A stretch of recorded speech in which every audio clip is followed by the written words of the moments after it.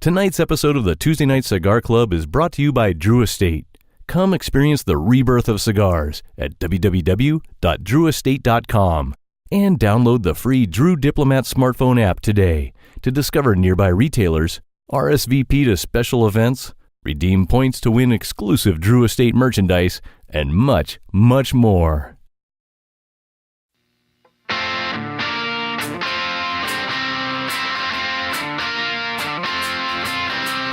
This might be a big mistake, but I'm having too much fun to wait.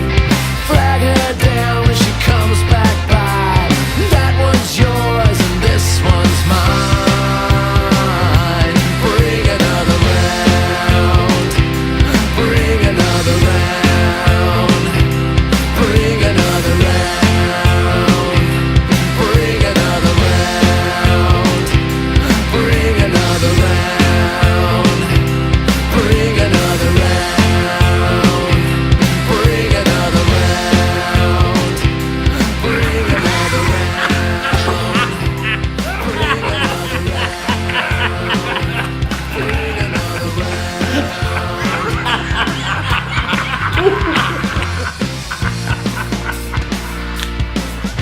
Here's the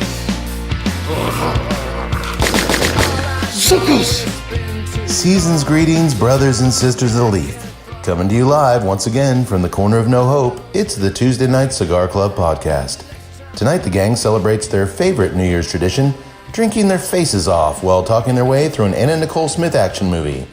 This year, Anna's 1995 action extravaganza To the Limit is up for discussion as the boys smoke the Partagas Legend cigar, paired with pint after pint of the absolutely delicious Feisty Blonde Ale from HopFusion Ale Works. So sit back, folks, light them up, and enjoy the show. Yax, could you give me my cigar cutter, please? Jesus Christ! Close it first. Did you cut my finger off? Sorry. What'd you guys think of my new character for the show? I didn't like him. New year, new character? Well, nobody liked Jeff, the guy who does his own karaoke music along with his lyrics. Everybody hated that guy. I worked really hard on him. Nobody likes Cigar Reviewer who describes all his cigar flavors as if he's solving a puzzle on Wheel of Fortune. Everybody hates that guy. You kind of like that. No, you hated him. It's growing on me. You kind of like him?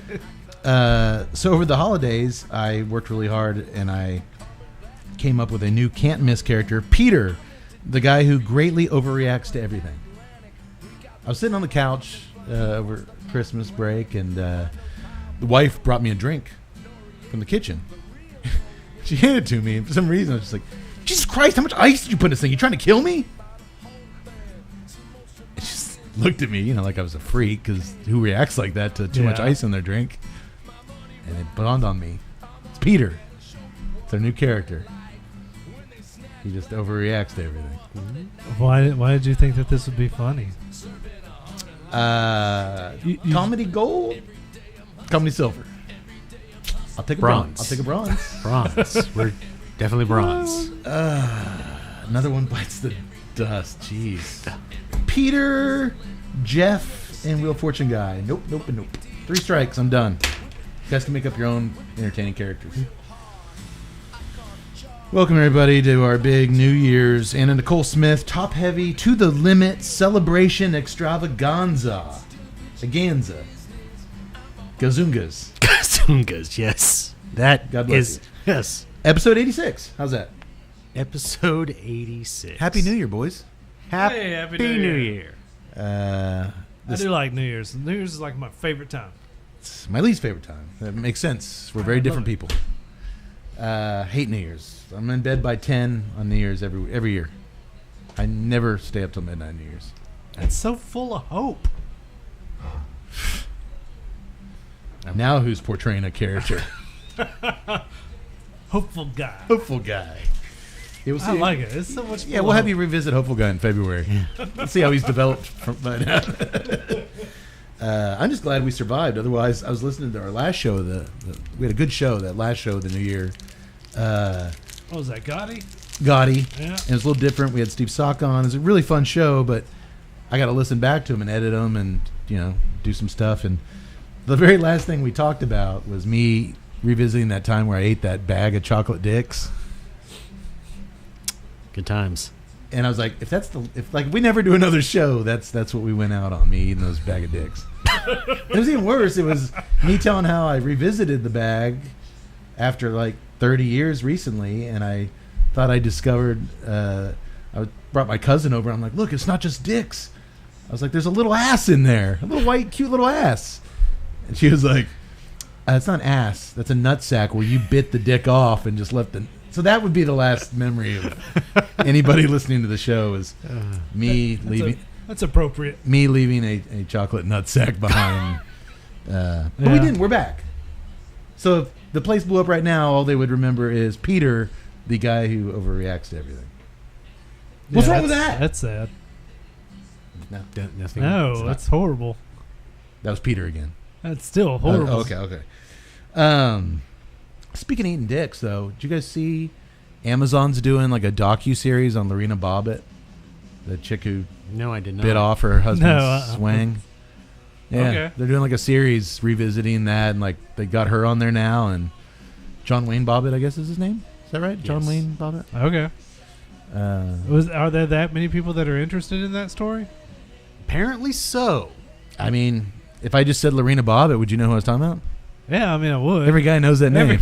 But it made me think. I was talking What do you to. think every guy wants to see a documentary on her? Well, I was talking to the doctor about it. How hot is she? I haven't seen a recent picture, and sounds like she's someone I don't really want to anger. But no, I was talking to the doctor about it, and I was like, I remember he did some porn after that. Remember, like Frankenweenie, Yeah, I think he did. and he was like, "Well, how's that work?" The doctor was like, "How's that work if he got his dick bit off?" And I was like, well, you're the doctor. I was about to say. And I remembered in college, I learned, guys with when they have really bad erectile dysfunction, you get this air cartridge put in your penis, and then there's a little pump they put down in your balls. They basically replace a testicle with this little pump, and you basically reach down, you give it a few squeezes, and it fills the air cartridge with air, simulating an erection. And I was like, I guess that's probably how he had to have done it. Sounds painful. Get this. This is how crazy this world we live in works. Next day, I'm eating breakfast.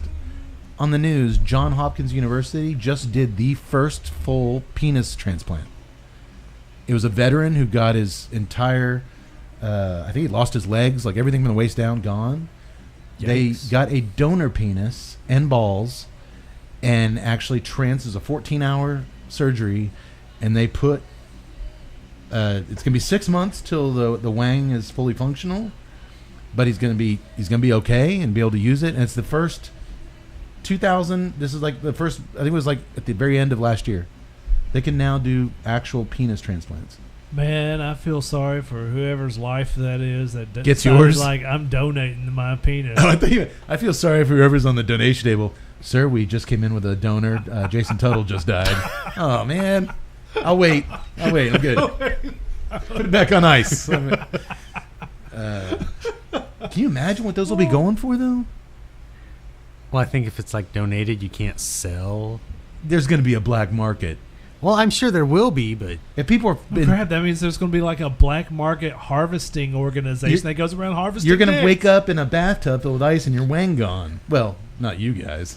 I have to be a little more cautious when I'm down in Tijuana. I'm just going to sleep naked on the bed. Isn't What it- you doing, guys? Isn't that amazing? That's crazy, man. Here's the thing, though. That is crazy. He could have had the balls put in there too. They elected not to because if he got someone pregnant, it would be the donor's DNA. Yeah. There's a chance that it would, it would not be his child. So he elected to go, artificial balls, which makes sense. But it's like, man, science. My mind is blown, man. My mind is blown. Yeah. Anyway, my New Year's resolution, real quick before we start. Do you guys make any resolutions? No. I am not going to disclose them. I am going to talk less about controversial stuff and try to keep the sexual stuff down on the show. I think we scare off a lot of potential listeners and sponsors. I'm going to try to really tone it down and just be a little more nose to the ground, cigar, movie, not kind of stray off in any weird shit. You just spent like 5 minutes talking about transplanting dicks. And the dick in the bag, eating dicks in bags. Oh, and me eating those dicks. You literally. That's about how long my resolutions last. I was gonna say that's actually pretty good for me. Okay, well, since the cat's out of the bag, have I got a dick story for you guys? No. Yeah, it was just weird. All that dick stuff on like 2 days. I was just thinking about dicks. That's all I was thinking about. Dicks from my past. Dicks like in the news. There was some way to make it all go away. Maybe we'll do the dicks at this table. Thank you, alcohol. Wait. Hey, he's right here, man. Give him a break. I'm sorry. My resolution was to be nicer to everybody. It's the holidays. Maybe we'll do that Lorena Bobbitt thing on the show. Well, I don't know how long the series is. Or we could do that Frankenweenie porno with that guy in it. That sounds about right. Go ahead. Yeah, I could totally see us doing that. We then cut to the inside of the disco. Oh, speaking of cut. Too soon. Well, it's good to be back, guys. Good to be back. Good to be home. Good to be home. Ready to attack 2019. Real quick, Ted. This is off script, but I see you wearing a T-shirt under that attractive hoodie you've got on there. Yes.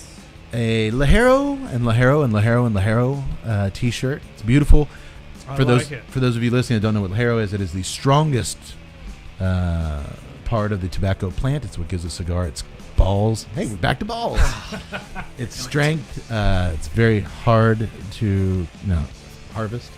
But no, our good friends over at Cigar Press Magazines were nice enough to send us some awesome T-shirts right before Christmas. So just a quick thank you. Check out Cigar Press. I love their website. You go in there, just a million of great cigar reviews. You can review cigars. They're always doing cool contests. They're the best in the business. Not to mention this shirt is comfy as all get out. It is. It's great. I've been wearing it a lot. So go to Cigar Press, and if you're in the tobacco shop, pick up a copy of Cigar Press Magazine. It's got great artwork. It's really unique. It's a family run. It's not like Cigar Aficionado. It's not all 24 karat gold-plated ski boats. This is just a family. They really get the craft of cigar making. No bullshit reviews. So yeah, they're really cool. Check it out, and might as well talk about that hoodie. This warm, velvety thing that's caressing my entire upper body as we speak. What you got? It's called the Tuesday Night Cigar Club hoodie. Where can we find such a thing? You can find the Tuesday Night Cigar Club hoodie at www.tuesdaynightcigarclub.com. That makes sense. Yeah, T-shirts, women's T-shirts, coffee T-shirts. Mugs, penile implants. Every now and then I just go to that women's T-shirt page and I'm like, someday some woman will buy one. Oh, you just stare seductively at the... I tried to give it to my wife as a gift and she just nodded her head. It's not happening, no. Yeah, one day. It's also got Das Boot up there. Oh, yeah, you can buy a boot. The boot of remembrance. Yeah, we're going to do a boot. So when your loved ones pass away, you can chug beer out of the boot. You can chug beer in style. I was going to actually do the boot of remembrance tonight. We lost Super Dave Osborne in the last few days, and Mean Gene Okerlund from WWE, but I'll be honest, he was a guy that I really dug as a kid. I really liked Super Dave, and then I really loved him on Curb Your Enthusiasm over the last few years. Yeah. But I'll be honest, man, I just couldn't get up I didn't want to start the year with a boot of remembrance. So we mentioned it. And Mean Gene was a great guy, too. Yes. Two unique as hell dudes. Very much so. That we were lucky to have in our lives for a short period of time. But, yeah, it's a lot of work to write all that. All of a sudden, I could hear Mean Gene up in heaven. You assholes couldn't even fill up a boot for me. Let me tell you something, you sons of bitches. Hey, how's my Super Dave Osborne That was voice? actually kind of close. Is that bad? It was. All right. I'm not going to do it again. I'm not going to go on a high note. Actually, let's just stop the show. I finally got a character everybody likes. But yeah, I did want to start with that. So we got the plug for the website out there. I also want to mention our top 10 list is out there. We just published it last week. Our top 10 cigars of 2018. It's getting a lot of traffic. Go check it out. They're 10 ones we stand behind. You will not be disappointed. Try to give you a little bit in the list as far as profile-wise. If you're looking for something heavy, for something medium, something ballsy. And so check that out. Every 2 minutes, I have to at least get some kind of. I was about to say, Just gonna have to put a tally count on this, so we know how many. I know. Not a tallywhacker. Damn you, man. So check out the top 10 list. While you're thinking about cigars, if you look at our list and want to buy some cigars, head over to FamousSmokeShop.com. FamousSmokeShop.com. Go to our website. It gets better. You used to just go to our website, click on the link, and that was all you had to do. We've sweetened the pot for you. Go to our website, click on the link, do some shopping. You spend $100 at Famous, put in the promo code at checkout, TNCC20, $20 off. TNCC20. 20 off 100. That's Pretty sweet. like almost 20%. That is 20%. 20%? Yes. That is 20%. 20% off your order of $100. TNCC20. That's where it caps. You don't get $20 off 100. So that's new, and we're excited They about stack that. promo codes? They do not. I don't believe so. So you can forget all your other promo codes. This is the best. TNCC20. I was about to say 20%. That's pretty damn good. It's not. Most promo codes are 15 to 17% usually on there. So, and I suggest going get what you want, and then go over to their on that same site. Go to Cigar Monster.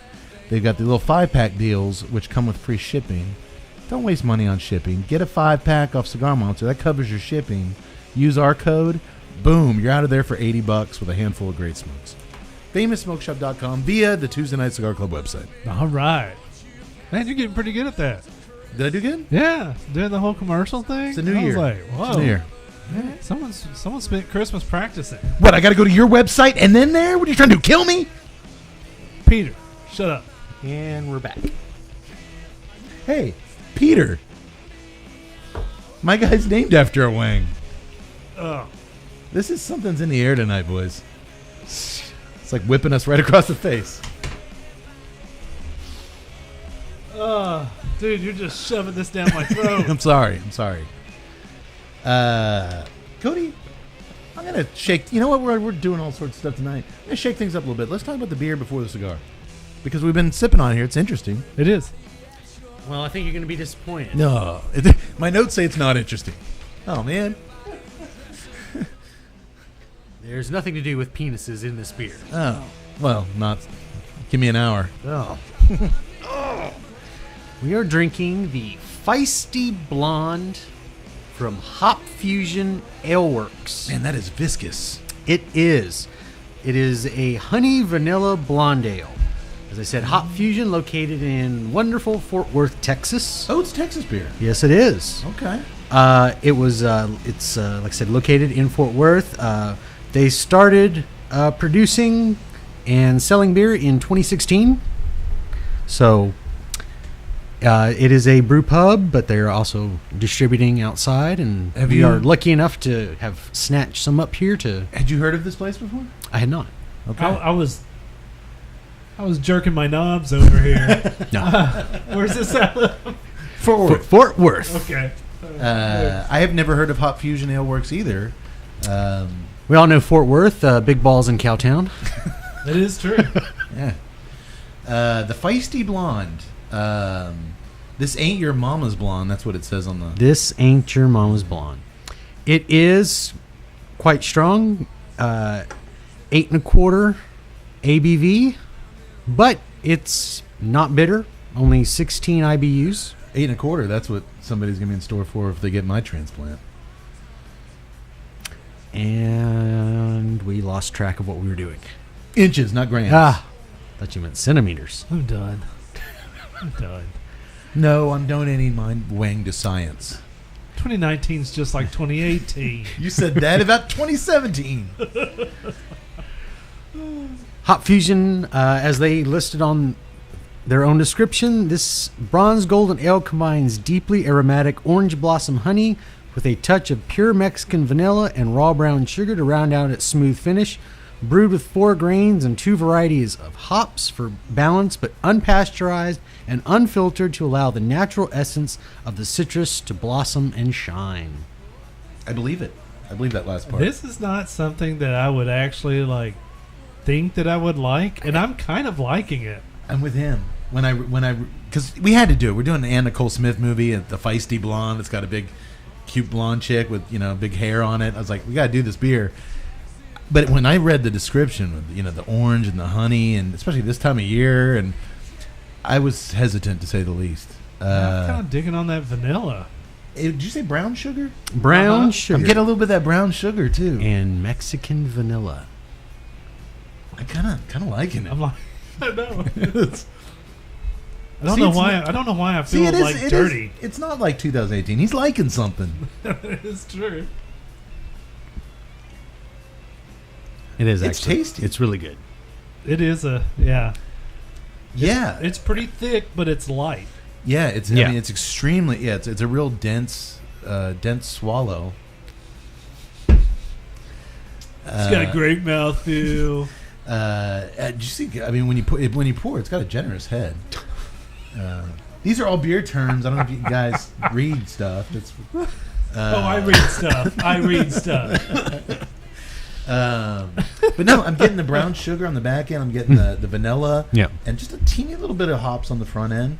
Yeah. No malts, no real maltiness. All right. Well, it'll be interesting to see how it goes. I'm kind of digging it. It'll be I interesting really am. see how it goes with the cigar. You got anything else yet, or is that all she wrote? That is all she wrote. All right. Fort Worth, good job, guys. Oh well, I mean, I do have a little bit.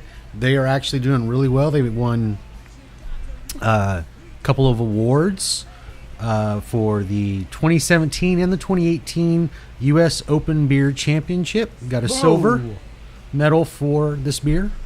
So we're liking it. So That's a apparently good thing, other right? people. What did I get for Jeff, the guy who overreacts to everything? A bronze? Tarnished brass. Tarnished brass. All right. Well, so they did better than me. Yes. Okay. Well, it's certainly different enough. I could see where it would stand out at. Yeah. All right. Well, you guys want to know a little bit about this? You look like you want to light up a cigar. I really do. Okay. The cigar tonight is the Partagas Legend, a 6 1/4 by 54 Toro, Connecticut broadleaf wrapper. The binder is Honduran, Alancho San Agustin from Honduras, and the filler is aged Peloto Cubano from Dominican Republic. I will say price to last. This is a special cigar from Partagas. What makes it special? Obviously, that's why we're featuring it. We don't feature non-special. Well, sure we do. Yeah, we do. We do a lot of non-special I cigars. mean, that's kind of what our thing is. Well, the Partagas has been around forever. If you've smoked cigars or if you've ever been into a cigar shop, you've probably seen a Partagas cigar. They're a very old Cuban label. They're one of the, those brands that were brought over and marketed by General into American brands, non-Cubans. Punch, Monte Cristo, Partagas being the big ones. Partagas Legend. This is from their press release. Partagas Legend pays tribute to forefathers of the handmade cigar business who brought this venerable brand to prominence. Don Jaime Partagas, Ramon Cifuentes, Edgar Coleman Sr., Daniel Nunez, and Benji Menendez all had a hand in setting forth the attributes of the Partagas brand: elegance, discernment, masterful blending, and meticulous construction. Today, these qualities are perpetuated in this new 3-cigar collection. There's 3 sizes of the Legend available. What does discernment mean? One who is discerning. So, like, they don't just use any leaves. Oh, yes. They're discerning the leaves. Yes, they're discerning the leaves. All right. Lots of discerning going on. Well, basically, this cigar is made to honor the tobacco man. So if you're just discerning, do you not really give a crap? No, I think discerning you do give a crap. I know, that's why discerning, you just... Oh, no, I think it's undiscerning. Oh, okay. Oh. Like, Jesus, Tut, give me this crap, you undiscerning bastard. That doesn't sound right. You non-discerning bastard. It's non-discerning. You cerning bastard. No, discerning is nothing. Okay. I don't know. I kind of like Tut's way better. Cerning? Cerning. You cerning. I think it's non-discerning. Well, if you're disaffected, you can be well, affected. at this point, I have heard it both ways. All right. Okay. Well, I'll come back to that. We'll check on break. This is a beautiful looking cigar. It's a very, very dark brown, minimal veins, well packed. Not a soft spot in it. What's the wrapper on this thing? The wrapper was a Connecticut broadleaf. I like the band. Let me tell you a little bit more about tobacco. Basically, what I was getting at was, before we got off on grammatical stuff, it is a cigar made to tribute the tobacco men who first started Partagas back in the day. To answer your question, Tut, deeply aged Dominican Piloto Cubano filler leaves, which are enveloped in a Honduran Olanco San Agustin binder and crowned in a lustrous Connecticut broadleaf wrapper. Did I pronounce that right? Connecticut? Yes. Okay. The result. Hartford, Connecticut. Yeah, I'm not. I'm not going to let you know what they say the result is. We'll tell them what the result is. That sounds good. We are smoking the Partagas. You're on the hot seat. You're on the hot seat. You're smoking the Toro tonight. There's also, this is the Toro Leyenda. There's also a Fabuloso Leyenda. Probably should have smoked that, right? That's got to be better. I'm Fabuloso. That's a 6.5 by 48, and then there's a Corono Extra Leyenda, 5 1/4 by 44. Yeah, 5 1/4 inch by 44. Which would be what the guy saw when Tut donated his wing to science. I still have my wang. The night is young. We'll see after a couple of these feisty blondes. Right? I'll stick my dick in the mashed potatoes. Oh, Did you bring the mashed potatoes? I did. Did you? Oh, get my hopes up like that. Okay, so the stage is set, boys. We have a legendary cigar made to honor legends. Yes. We have a beer we're all kind of surprised by how much we're enjoying it. What could possibly go wrong? Oh, this movie can go wrong. All right, look. Picture it. End of 2017. We end the year on Anna Nicole Smith's Skyscraper. It was a great show. It was a great show. We had a blast. It couldn't have gone better. So I'm like, well, what better way to end 2018 on our Christmas show than another Anna Nicole Smith action movie? Sometimes you cannot recreate magic. You don't go back to the well. Well, perhaps we should have been more discerning. We're not going to have this option again because this is the last one she made. But wow, that's amazing that she only made 2. I wish there was more. I know I'm in the minority here, but I really wish there was more. I am so fucking thankful that there's not. Tonight we're going to be doing 1995's, which was actually right before Skyscraper, I believe. Yes. She actually filmed this movie first. This was her first dipping her toes into the salty bathwater of the action world. I should have used my erotic voice for that. To the Limit. To the Limit. Written by director Raymond Martino, who was a biker in Pee-wee's Big Adventure. Nice. Satan's Helpers. William Strom, who played a security guard in last year's Anna Nicole movie Skyscraper. Remember him? No. And Joey Travolta. Joey Travolta. Who plays a war hero in tonight's film. He helped write it. Martino. That makes sense. Also directed last year's film Skyscraper. So he did both Anna Nicole movies are Raymond Martino films. So I think you know exactly what kind of night you're in store for tonight. An amazingly unforgettable one, am I right? Straight. No. Joey Travolta had a hand in writing this? Yes. Oh, this movie makes so much more sense now. But the scene where he's just smothered in Anna Nicole's titties? Yes. Yeah. You know they wouldn't let him direct it. I want another take. No, Joey. We can't keep hiding up the bruises, Joey. We got to shoot some other scenes with you. So that's quite an ensemble there behind the camera. Man, real quick before I move on, everybody's lit up their cigars. I haven't. You light up yours? Are you about to? Tut, what's your impression? It's very mild off of the light. I'm not really getting like any type of, spice or pepper blast or anything like that. I'm just getting some really nice earth out of the nose. Yeah, it's just, I was just kind of taken back that it really wasn't a lot of, power mongering. It's per Connecticut broadleaf, you do expect a little more power there. Yeah, I'm just getting some really nice earth on the nose, and that's. I mean, we just lit up. I just didn't want to get too far into this film without, we like first impression. Getting on a cold. I got nothing really off the cold draw. Not really. I had a raisin sweetness. Okay, a little bit of raisin. I know the aroma was nice and interesting. It's got a nice feel to it. It's not exactly oily, but it's not dry either. Mine's kind of on the oily side of dry. That's it's on the oily side. It's a very like you said, a very heavy box press, but a really nice box press. Oh yeah. It's just a really good looking cigar. My draw is a little tight in the early goings. Mine's actually really. I mean, my draw's almost perfect. You know that part that kind of like after you retrohale, and it's not really a flavor of the retrohale, but it's almost like a flavor you pick up in your nose after it. Okay. Nuts. You got nuts in your nose. Yeah, I got nuts in my nose. Hey, that's him. I'd stopped. Like a nice honey roasted peanut, and the honey actually might be coming from the beer. Yeah. Okay. All right. Well, and it's also coming off of the aroma as well.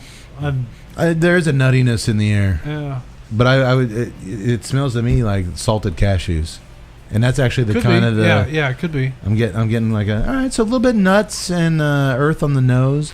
I actually in the last few puffs here started to get a little bit of chocolate on the draw. But it was so quick, and I'm so young into it. I'm gonna reserve going further into that. I'll come back here in just a little bit. I'm going to stay on top of the beer and the cigar tonight. Quickly, we're going to go in, boom, boom, boom, what you experience, and we're going to move on. Okay. I think sometimes we get so, because we love talking about cigars, and sometimes we'll stop the movie and we'll start kind of just talking cigar talk, and then it's like, where was I? Oh, wait, her tits were in somebody's face. And it's just like, well, where was she? But like, I think our listeners can get lost. Actually, if there's ever a night to expand on cigar talk and beer talk, no, we're going to breeze through the cigar tonight. I think tonight's about the to movie. do it. Tonight's about the movie, boys. What movie did we watch? I totally forgot it. And I actually watched this movie twice. Yeah, I watched it 3 times. Well, you had to watch it also on an airplane with me. With me, like... So then now I've got 3 times. Me elbowing you, like, because you couldn't hear it. I had headphones on, but I'd, like, point to stuff. And I made them switch seats with me on an airplane because I was like, I got to watch this movie for the show, and I can't watch it next to a stranger. No, you cannot. No, you cannot. Lots of stuff flying around in this movie. Yes. All right. Well, 2 very big things flying around. I will just say this before we move on. Tonight, so far, the Rockstar... I know we just let... It's not fair to the cigar, but... This beer has won me over at first sip. Yes. I'm glad I ate a big, it's a little bit stronger, so I'm glad. Did you eat a big dinner on the way up here, I always do. Did you eat a big dinner, Yak Boy? I did. What'd you eat? Hamburger. A hamburger. From? Whataburger. Good choice. What'd you eat, Tut? Hamburger. From? McDonald's. It was the only thing on the way. Hey, sounds like his intestinal tract might be pushed to the limit. Am I right? Hey, I ate plenty. I got kids. I eat a lot of McDonald's. I know, but that was one of my New Year's resolutions was to stop eating McDonald's. Hey, mine was to quit talking about dicks, and I've said it like 50 times tonight. Man, we're so horrible at these resolutions. Yeah, it's just terrible. All right, well, let's dig into this movie. I'll come back to the cigars. Keep your thoughts fresh. Get little pencils there. Write down some notes if you need to. I did. I wrote Connecticut broadly. Connecticut broadly. Okay. All right. Well, we start things off with To the Limit. In the dimly lit secret headquarters. It's been because we were supposed to do this last year. So as I'm reading it, usually it's so fresh. Like I've watched it this week, but I haven't watched it. Now I'm getting all giddy because I'm remembering what I loved about this movie. How do you? Oh, never mind. We start things off in the dimly lit secret headquarters of our bad guy, Arthur Jameson. Which just completely threw me off because I'm such a huge fan of we love Jameson whiskey. And we love Jameson. You put the bad guy's name as Jameson, which just saddens me at all levels. But he's kind of the coolest guy in the movie in a lot of ways. He is in some ways, but like just gonna wake me up for the cigar talk. As he takes a look at a file folder tossed onto his desk with a large top secret stamp on it, that's how you know. That's how you know. That's how you know it's top secret, boys. by a man dressed in all black, sporting a terrible fake mustache and an even more terrible fake Russian accent. Here's your top secret folder, comrade. He's like a dude out of a Beastie Boy video, man. So bad. And that mustache is literally falling off as he's talking. And when I Should say we cut? No, keep rolling. And when I say dimly lit, this headquarters, I mean it. There's only a single bulb that's constantly swinging over the bad guy. Well, at least it has a good ventilation. There's a good breeze blowing. Well, I was like, does he reach up and like when it stops, like it's for effect? Like, dude, it's always just swinging back and forth. It's crazy. Waiting for him to just yell, "Somebody close that window!" Well, the heavily tattooed army fatigue wearing Jameson hands over a briefcase full of dough, I guess rubies, to the Russian agent, and he's on his way. I thought that was ruples. They also like rubies, the jewels. Oh, okay, rubies. Yeah. Oh. I was thinking ruples. I screwed up. Thanks for making me look like an asshole. Wait, rubies, isn't that the currency in Legend of Zelda? It could be. I don't know. He gave him a briefcase full of money. And when the Ruski reaches the building's rooftop, after a few minutes of opening credit footage that was totally reused in Skyscraper, like all that helicopter footage, I recognize it was totally Skyscraper. You would. He's almost immediately pushed out of the helicopter ride in a classic double cross, and we see this lifeless dummy with a fake mustache fall That's through the horrible. sky. Director Raymond Martino loves the double cross. In Skyscraper, that dude, the bad guy, was every time he got a briefcase, he'd shove somebody off a building. That's classic Martino. Oh my god. But it feels like it's not enough. It's not enough of a double cross. Well, anywho, once the other bad guy then, the other Russian in the helicopter, cracks open the briefcase to smell his money, he activates either a bomb or a missile targeting signal, not sure which, and his helicopter is suddenly blown to smithereens as Jameson laughs in his headquarters, holding a joystick. On his computer screen, there's this cartoon Apache helicopter. It was a firing triple missiles. cross. But what was that? It was like a video game. I don't know. And when I saw this footage, I was like, I'm out. Did they blow up the briefcase with a bomb, or did he shoot Or was missiles it- at it? I think he shot I thought missiles. that at this budget, that was the level of CGI. That was Oh, we were supposed to believe that was a real that was helicopter? the real helicopter. Oh, man, it was so hilarious. It seemed like a simple briefcase bomb, but Jameson has that horrible cartoon on his computer. I don't know what's going on. Well, then it's back to work as Jameson begins planning for yet another assassination, this time of a man named Frank Da Vinci. Frank Da Vinci. I got a lot to talk about Frank Da Vinci, I'll tell you that much. Then we cut to Frank Da Vinci, portrayed by John's older brother, Joey Travolta. Joey Travolta. He's tied up and blindfolded, but he's not in any real hot water, you see. When his blindfold's ripped away, he's surrounded by gigantic titties. It's his bachelor party. There's a priest there, some off-duty cops, a gangster named Elvis wearing a sweet Native American fringe jacket that's like surgically attached to his body. He never takes it off the whole It's movie. actually the best part of the entire movie. It's a party, boys. It Yax, is a I was party. seeing you were there. I was there. What were you doing there? I was waiting for him to take off that fringe jacket. I You seriously gonna want steal it? Yeah, well, I think we all want it. It was so much of a party that the next morning we see Frank and his priest both hungover, praying for forgiveness right before the wedding ceremony. They receive word from their friend Thomas China Smith that he'll be at the church shortly as soon as his wife Colette is done taking her sponge bath.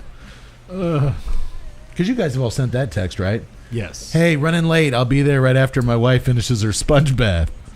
Oh, okay. Thanks for letting me know. I think he was just throwing that out there to like, yeah, we know what you're doing. And literally, they were about to get, like, he was walking up to the altar to get married at that very second. Well, we can't really stop it for you. All right, well, I need to take a puff. I'm neglecting my cigar real quick. Yax, you're blazing away on that thing. You enjoying it? I am. A little bit of You're a liar. sweetness from the cold draw did not go through. I mean, like I said, didn't like start off with any sort of blast of flavor or anything. Just so far, it's been a little bit of earth, Not really picking up any spice or heavy spice or anything like that. Just very mild. On the very back of the throat, there is a touch of leather and a very small hint of sweet raisins. Getting the leather, but not the sweetness at all. I'm getting the earth and, like we said, some nuttiness on the nose and the leather on the back end, and that's it for me. So, strength is seeming to step up a little bit. A little bit beyond medium. I'm still got a really tight draw. Mine's perfect. You guys are just look like you're just in a much better situation than I am. Hey, before we get on with this just wonderful, riveting, pendulous movie, can I have another beer, please? Yes, I could use one myself. Yax, I'll let you. All around. Bring another round. Speaking of bring another round, if you're a fan of our theme song or the music we listen to here on the show, we're listening to Live at Elijah P's from the Bishops tonight. That is, of course, the band of Fritz Beer. Our fritzbeer.com. Or is it fritzbeermusic.com? fritzbeermusic.com. He's our fifth member. He supplies all the music to the show, all the good times. So head on over there and buy some tunes. We certainly couldn't do what we do without it. You guys just jump in with the cigar, because I'm... just keep blazing away through this movie. Let's get it over with. When he stopped the show for a beer, I thought it might be the I quit speech. I heard him rehearsing it out back earlier. I was like, this should be interesting. Make sure the cameras are on. Is he going to go like crazy or just do, have some dignity? I hope crazy. Well, guess what? Thomas China Smith warned them that they were going to be late because of the sponge bath. Cut to Colette taking her sponge bath. Colette, of course, is played, is that quotes, by our favorite action heroine, Anna Nicole Smith. At least you didn't say acted by. No, I changed. You got to use careful vernacular with these movies. And could y'all tell a difference between this bathing sequence and the similar one she did in the beginning of Skyscraper? Both films open up with her bathing. To me, she showed kind of a naive confidence in this one that I thought really worked for the character. I think she dialed it a little bit back in Skyscraper. She kind of went for it more on this, I thought. She was moaning a lot. She was basically like holding her crotch like right under the water, just going nuts. Like, it seemed a lot more primal to me, Anywho, she's not really even... Yeah, I really wasn't paying attention or anything. She's not really even bathing, let's be honest, as she mainly just squeezes her enormous knockers and pleasures herself. That's why they're late to the wedding. She wanted to get off. Which really doesn't make any sense, because as soon as she gets out, they pretty much just have sex. She's insatiable. China Smith yells out for his wife to hurry up. We're going to be late for the wedding. I'm coming. She moans. Well, hey, do you think she improv that little wordplay there? Coming? No. Because you can say I'm coming like I'm getting ready. Yes. Yes, we're all aware. We're all right. Well aware. A play on words, not a clever play on words. But the wedding has already started between Frank and his lovely, smoking hot, much younger bride, Lupe. Wonder if Joey Travolta had a hand in that casting. So it looks like they'll be a little late. No biggie. This movie actually could have been really cool. I heard Meryl Streep was up for the part of like Lupe, but Joey wasn't feeling it. Nope. Hello, ladies. Hello, ladies. Here. He didn't really talk like John Travolta. So. But as the wedding ceremony takes place, we see a van full of hitmen arrive outside the church right on time. Wait, scratch that. Colette and her man China Smith are going to be a lot late. Because as Yak said, after giving her a locker key to guard with her life, he gives her this bus locker key on a chain to wear to the wedding. Never take this off, guard it with your life. You're trusting me with this thing? He decides that now he's horny.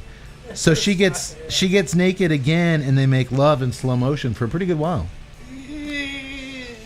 How can she just go like that again after just... I guess women are different. No, I guess so.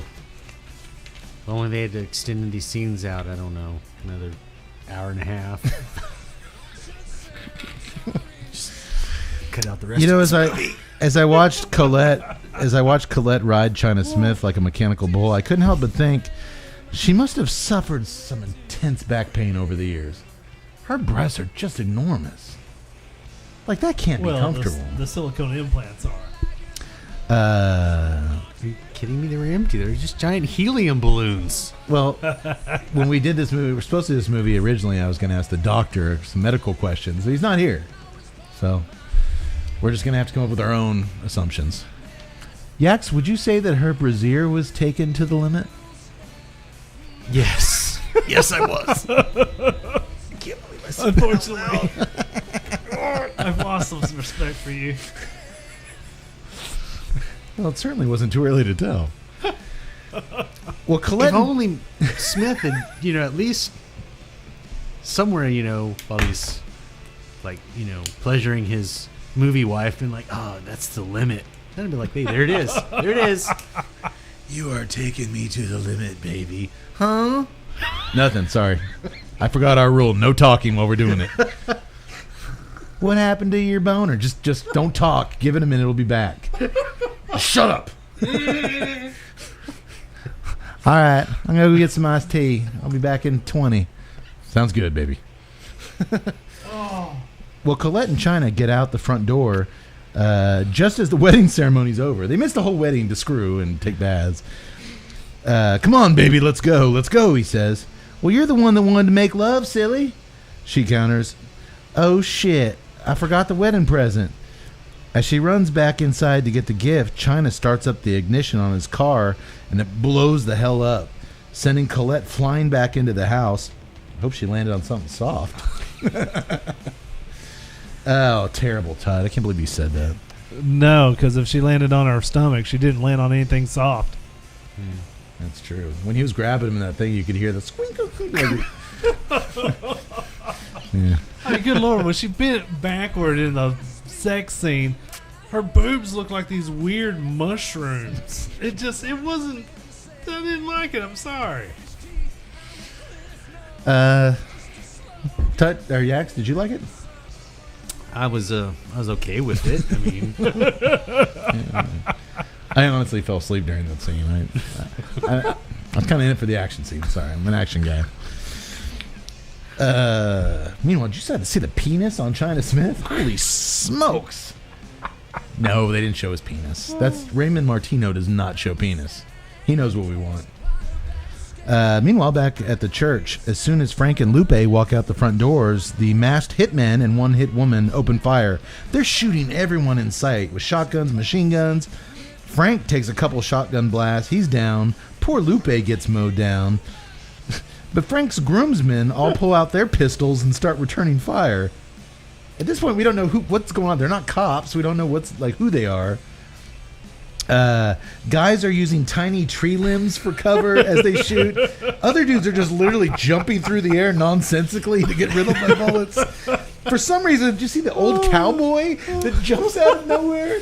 Like a dude's about to get shot, and this old Mexican cowboy jumps. I guess maybe Lupe's dad.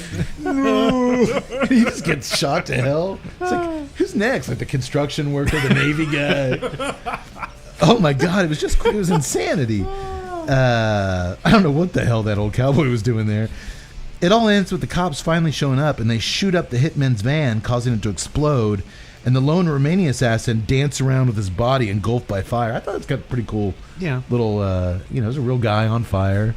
That was like I always 70. love that effect. That was 70% of their budget. The shootout might have been cheesy as hell, but that car blowing up and that guy on fire, that was pretty cool. And like I said, 70% of their budget.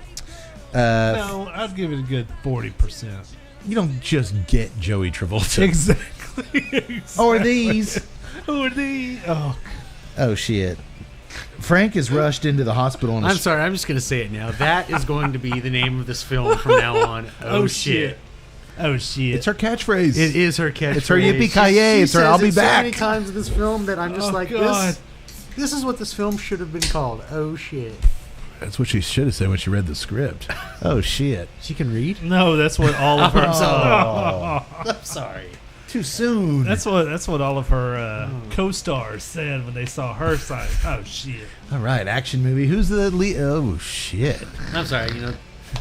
There's another scene in this movie. We'll get to it, but it just. Joey Travolta's like, trust me, there's a reason. Yeah, we know that. I saw the scene. Yeah, And I read page 112. I literally there's a scene that's gonna happen here towards the middle of the film. And it just literally, I could not stop laughing for like 20 minutes because I was like, that's the most realistic thing in this fucking movie. All right, well, you know us. We'll get there. Frank is rushed into the hospital on a stretcher with his buddies Elvis and Don Williams at his side. Don Williams? Yes. Recognize him? Yes. It's Bobby Sixkiller Yes, from it Renegade. is. Renegade. Which I didn't understand why he didn't have the sweet fringe jacket. Exactly, man. You know he needed it. Because Stereotype. Raymond Martino is flipping the script on us.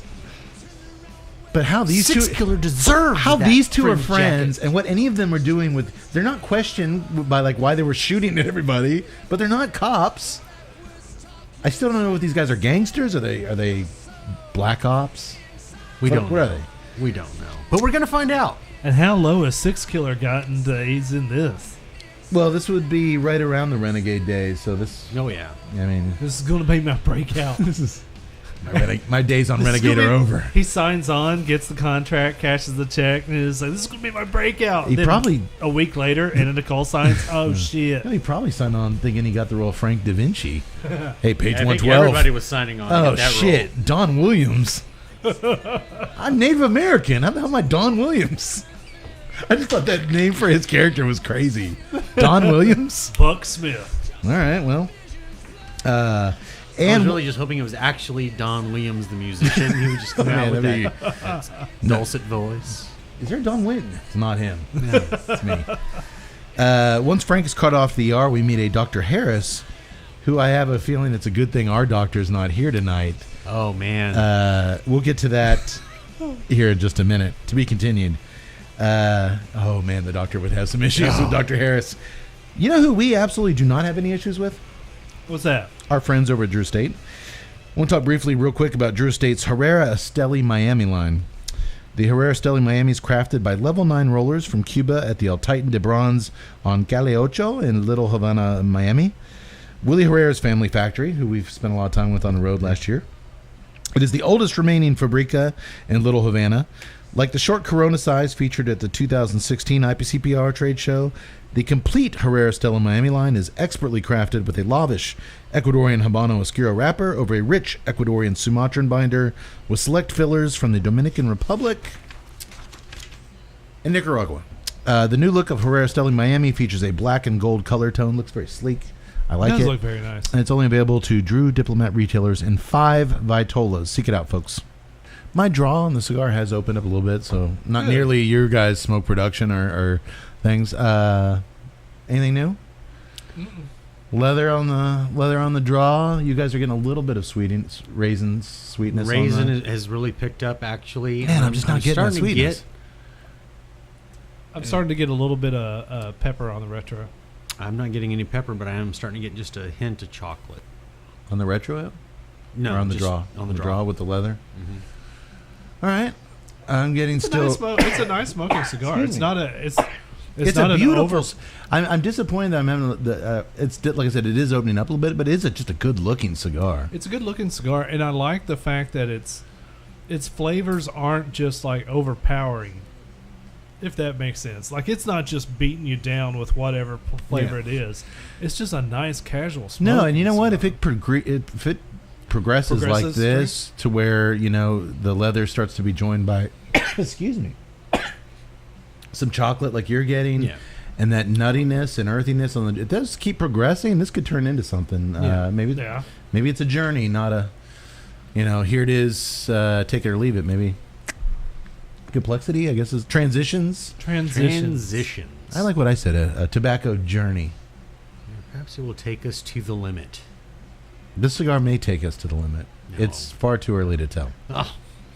And the beer is still drinking very smoothly. Yes. Beer's deceptive. I'm waiting for that 8 1/4 to sneak up on me. Give me a break. We're pros. 8 1/4 my ass. I'm going to tell you something about you son of a bitch. And there it goes. And there he goes. Oh, hey. I was hoping for a more subtle click into action, but no, man, just that really nice vanilla, Mexican vanilla, the brown sugar. Yeah. But man, we get kind of iffy about that kind of stuff, especially honey. I'm not really getting a lot of honey off of it. It's just a very. It's almost like a unibrew beer made in Texas. Which is that high praise. Kinda, yeah. That's the best compliment I can give a brewery is comparing them to Unibrew. So, well done, HopFusion Ale Works. Something finally good came out of Fort Worth. Oh wait, isn't that where the doctors? Edit that out. Remember that female assassin? There was that one female assassin. The one female assassin. Well, turns out she escaped back to Jameson's lair. That overhead light is still swinging. And he opens up her. He's got her sitting down in a chair. He opens up her top and comes up behind her, and he feels her boobs up before strangling her with her own bra. Because she failed him. Nobody fails Jameson. Nobody. Here, let me squeeze your boobs, and you're dead. She swore up and down that Frank Da Vinci was as good as dead. She counted 6 solid hits into his body, but clearly, Jameson says, You don't know Frank. You don't know Frank Da Vinci. He's legendary. He has many lives. Let me squeeze your boobs some more. They were nice boobs, at least. They were nice boobs. A little different than Anna Nicole's. They come in all shapes. They come in all shapes and sizes, guys. Yeah, like real and not real. Are we confident that the Anna Nicole's aren't real? Yeah, we're pretty damn confident. Okay. When she lays on her back, they look like mushrooms. I don't get the mushrooms thing. Because it's like a plateau. It like goes up and then it's just flat across, and then it comes down. That'd be like where the implants just sink at the top. I think maybe now what they do is they do like another maybe a nipple implant to keep that shape going, where it's not mushroomy. Well, if only we had somebody with some sort of medical degree to The doctor should be here. Jeez.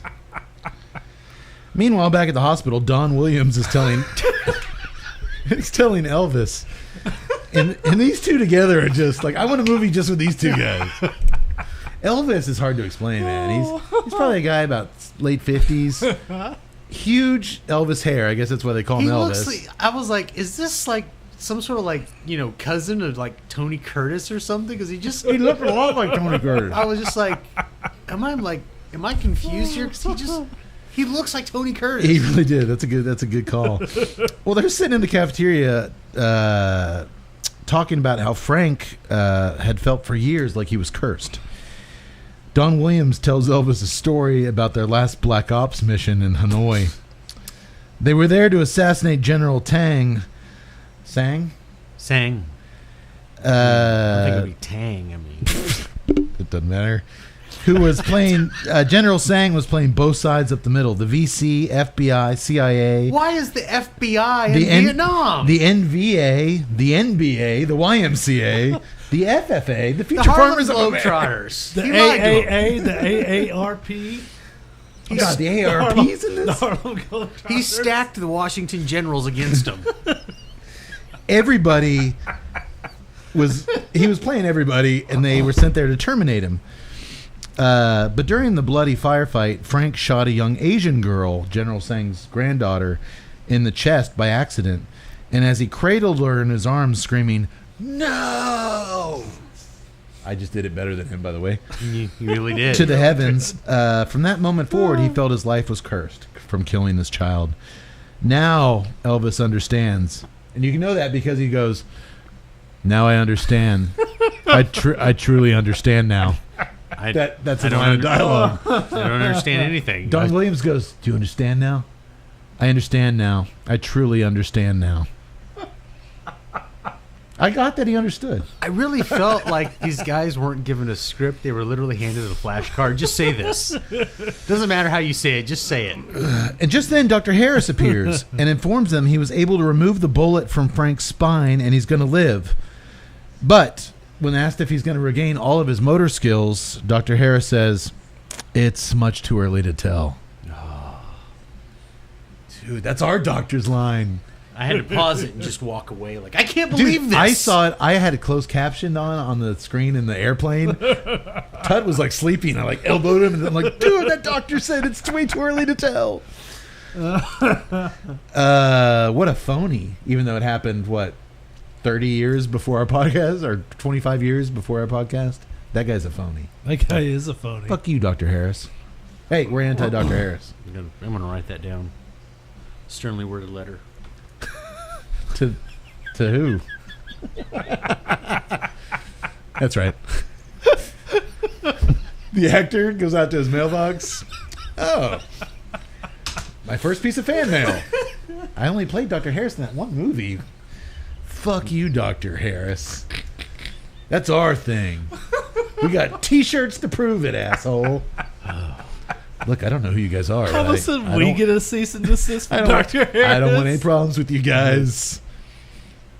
Look, I've fallen on hard times. I had never acted again.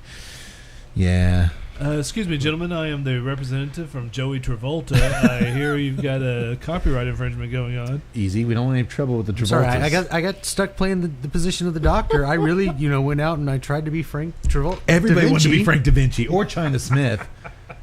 What's your two things you get on film? Smoking a cigar and screwing in Fuck Nicole? you, Travolta. I know I shouldn't, but I did it. That guy's been in a lot of stuff. China Smith. Yes. Oh man, he's been in one Lifetime movie after another. He's been in a bunch of 80s stuff. Yes. I'm sorry. I'm picturing the doctor just in the background. Fuck you, Travolta. Yeah, he really should have been here. I know I shouldn't say it, but I did it. Well, God. It was bound to happen. We were bound to come across. And it was the same kind of doctor as the doctor that inspired our doctor from Sleepaway Camp. One little scene. I'm afraid it's much too early to tell. And Don Williams gives him that hug. Fucking A, Doc. That fucking rocks. He's like, yes, it does, Don. It's fucking great news. It's just a weird scene. Once again, they were literally handed flashcards. Just do what it says. Don Williams has no hospital etiquette. Like, how's he fucking doing, Doc? I pulled the bullet from his spine. Fucking A, Doc.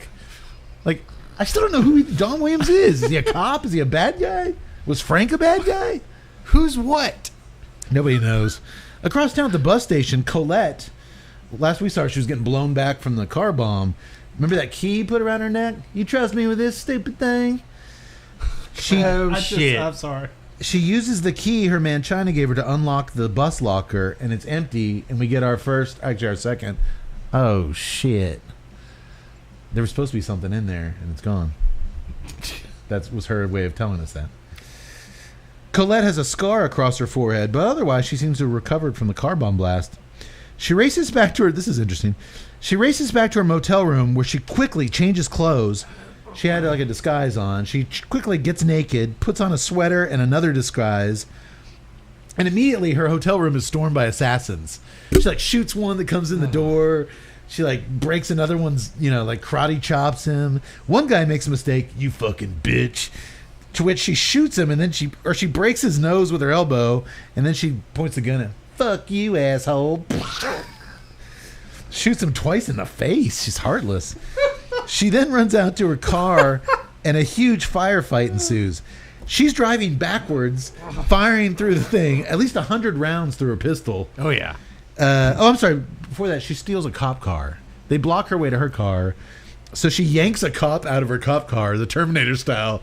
This is 1L19. Whoa! I got two giant... I need your... We were talking 1L19. It sounds like it was suffocated by something. Had she done that, I would have not been more surprised. Something beat this man to death. I just started my shift, and all of a sudden it was tits up. All right, tell us what happened. No, it was tits up. That's all I saw. I was just waiting for her. His face is bruised left and right. If the cop had turned around and she'd just been swat, knocked him into something, I would not be surprised. I call it the 1-2. 1-2. Buckle my shoes. Well, these bad guys just keep coming and coming. She yanks the cop out of the car, jumps in, she throws it in reverse, peels out of the parking lot. She's driving at 80 miles an hour in reverse down the highway, shooting through the windshield at the hitmen. They're driving nose to nose with her. What I love is how they don't explain anything.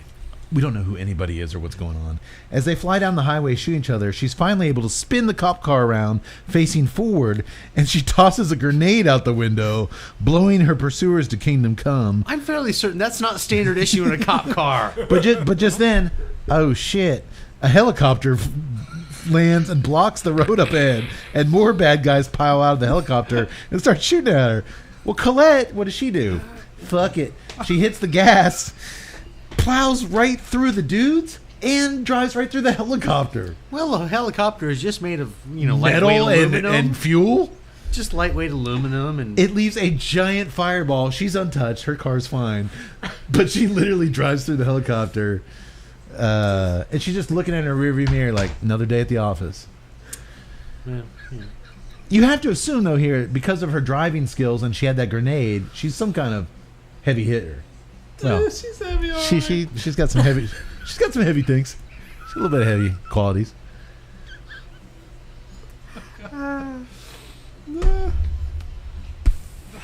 That was quite an action sequence. Oh yes, just like No, it wasn't. It wasn't. Just like everything else in this movie. She was up to this point completely. Hey, was she a feisty blonde when she punched that dude in the I nose know, and I said did- "fuck you" and shot him? I didn't believe That's it. feisty. There's nothing in this thing that I have believed It's yet. feisty, but she was a feisty blonde.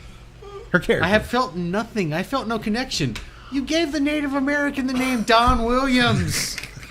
It's Six Killer. Oh God. Elsewhere in Las Vegas at the Arizona Charlie's Hotel and Casino. I spent a month there one weekend. Actually, I'm gonna make a moment Okay. because that. First of all, that action sequence was boring as fuck, but the way you described it was the most funny action-filled thing. You had me more riveted than that scene ever did. And then when you were throwing in the "fuck you," just, Yeah, I think that was an improv. She only says "oh shit." Shit. oh God, man! I'm just I saying- want to watch your movie, Okay. whatever you watch, because we didn't watch the same one. Do you Whatever really want to you're watch my watching- movie? Because we had a little group chat on the messenger today, the three of us, about what movie I want to make. We're throwing out movie ideas to do on the show here, folks, and usually I pick something and I get complaints, but we end up having a good I time. threw out that we should do The Darkest Hour Which is a Churchill movie with I Gary asked- Oldman. with Gary Oldman. He won an Oscar. I mean, Churchill. Something different for us. The man is like legendary, not for. I all asked the things, but- simple question: did it have any titties in it? You didn't answer. Oh, I did answer. So- Not immediately, but I did. I was like, or somebody said it's too bad, or I said it's too bad Anna Nicole didn't make a Churchill movie. Well, Wait I said a no. minute. I said if the Anna Nicole version of The Darkest Hour, of course there would be titties. So that got me thinking. Tut's saying he'd like to see my interpretation of I threw out the idea of maybe using, if we make some money this year, maybe making a Churchill movie. We all admire the man, great story. Got a good cigar named after We him. don't have Anna Nicole anymore. Rest in peace. Why not get Stormy Daniels to play Churchill? Have her thrown some grenades. Oh, Didn't he do that? Did he throw grenades and drive in Yes. reverse and do some cool shit? I did. Stormy Churchill. Anyway, that's a talk for. I'm letting our listeners know like behind the scenes stuff. They like that brainstorming sessions. Oh shit. Oh shit. Oh shit! Tut pooped himself. Oh boy.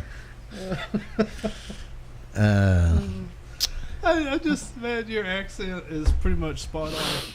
All right. Well, you're lucky. There's a lot more movie to go. I'll do my There best. is Where was I? Oh, Arizona Charlie's Hotel and Casino. Arizona Charlie. Didn't we lose Tut for a few hours? Didn't they there say they were in going to Vegas?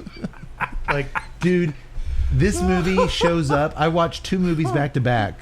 This and Hard Vice because it was going to be a double feature we're going to do with Gene Simmons' wife, Shannon Tweed. Shannon Tweed. Dude, they shot that whole movie at Arizona Charlie's too. It's like this guy had a casino, let him use it. A lot of Arizona Charlie's, which we're looking for next time we're in Vegas.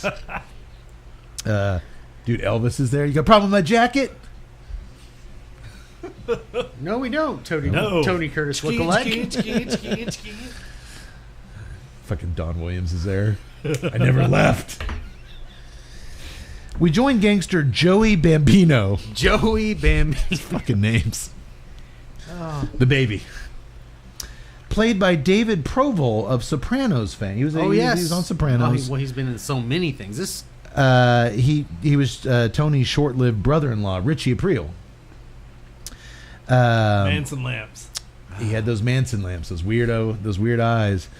We join him in the hotels. He's being ridden like Seabiscuit by a very nude blonde woman. Joey's yelling at the TV as she's screwing him. He's watching sports. He learns that all his sports teams failed. They didn't cover the spread. He's a gambler. And we do know he's a gangster. We do learn this guy is an actual mobster. But none of his teams covered the spread. A problem I don't imagine Colette faced much in her life. But when the news is interrupted to announce the shooting of art dealer and decorated Vietnam vet Frank Da Vinci, he's an art dealer, Joey tosses the babe off of him and makes a quick phone call. You're not going to believe what I saw on the TV. I guess news back then, it was weird to me. It's like a friend died. Facebook, cell phones, like you would know, like, I guess, ship travels slow. I thought that was weird how you would see it on TV. And also, I'm sitting here going, well, after the wedding, considering that all of the groomsmen literally just started unpacking heat, like they came to the wedding strapped. Like, yes, but none of them got in trouble by the cops. I mean, I'm pretty sure Don Williams shot that old cowboy.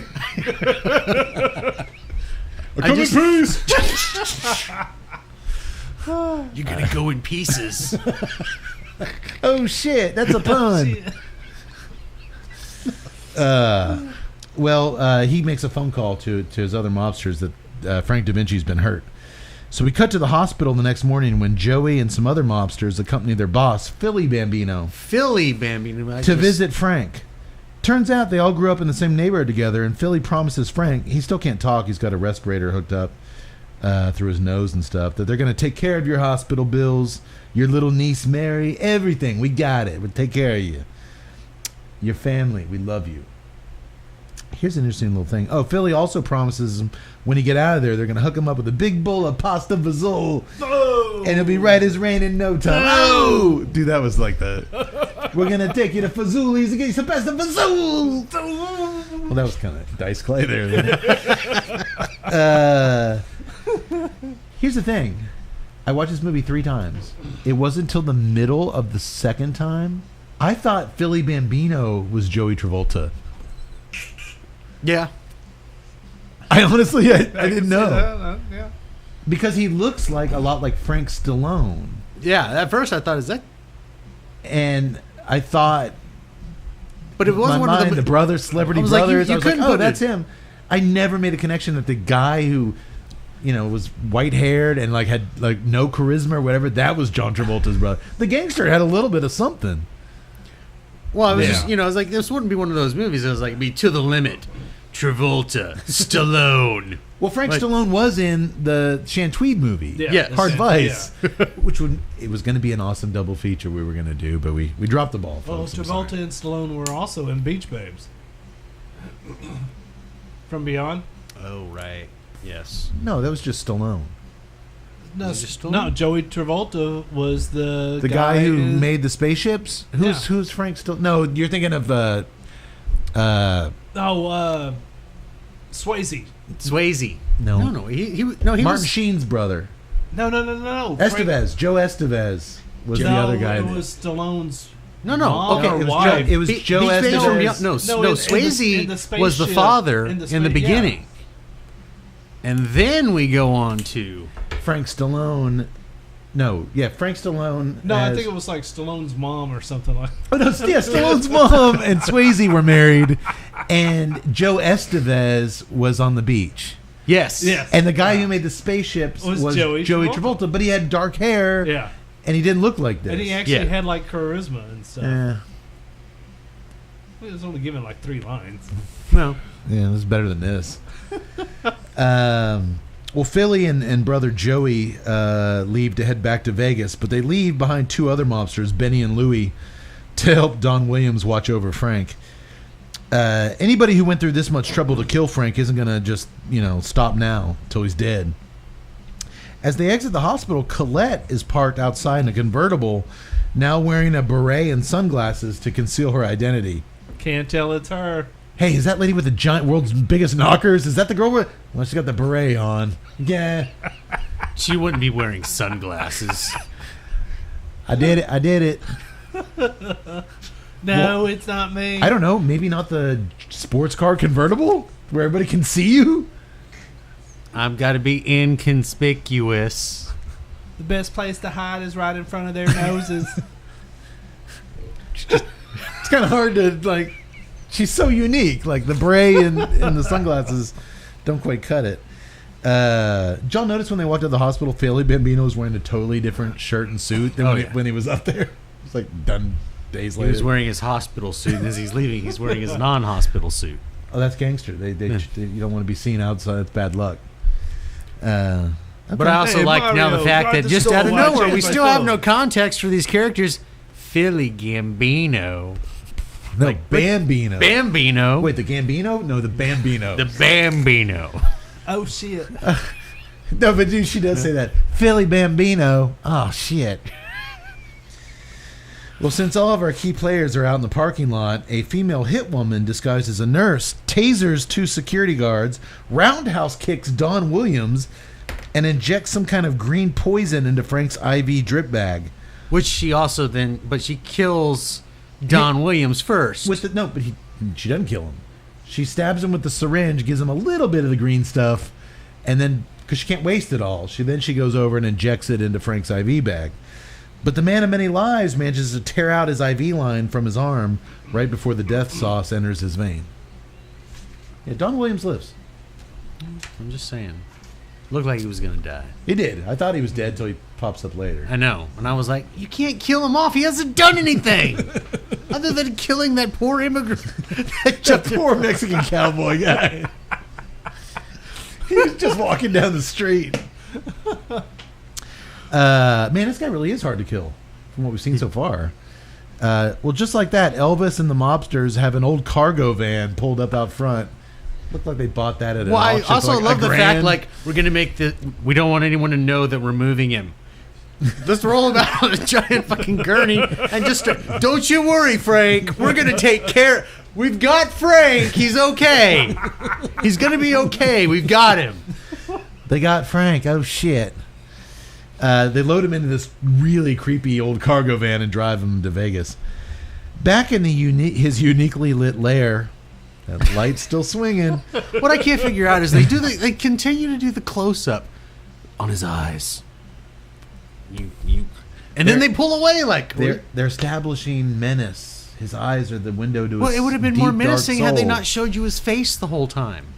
That would have worked. We have seen his face a bunch. You're right. It's like, boom, we cut out to a wide shot. I guess that's defeats the purpose, perhaps. Don't you question Raymond Martino's tactics? You got me? Jameson is looking over Frank's file on his computer when a message... Keep in mind, this is 96. This is like... Maybe internet is just... AOL days? Barely. But not even like... But all of a sudden... This video pops up on his computer screen. It's China Smith, Anna Nicole's boyfriend from Beyond the Grave. He holds up a CD and says...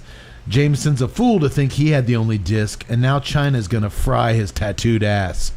Jameson freaks out, and he blows his computer to smithereens. Which makes no sense. Because he uses that computer for everything. Shit! In 96, that can't be easy to get like a replacement set up and everything. Well, we skip ahead to 3 months later. That's a big jump. Hey, before I skip ahead, Cigar, anything? Actually, is it the journey continuing?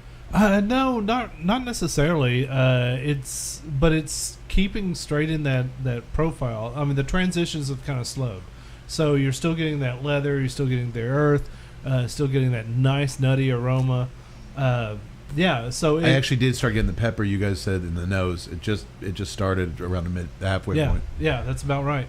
And then from here on, for me, the transition slowed way down to where you've got this nice, complex profile that's just hanging with the cigar. The string's picking up just a tad. It is for me, especially in the nose. It's starting to get a nice nose tingle, which is making the nuttiness a little harder. But the aroma is still there. It's got a really nice nutty aroma. It really does. But right now I'm getting earth and pepper in the nose around the halfway point. and still getting that nice leather. I still haven't got you guys sweetness, but I'm still getting that.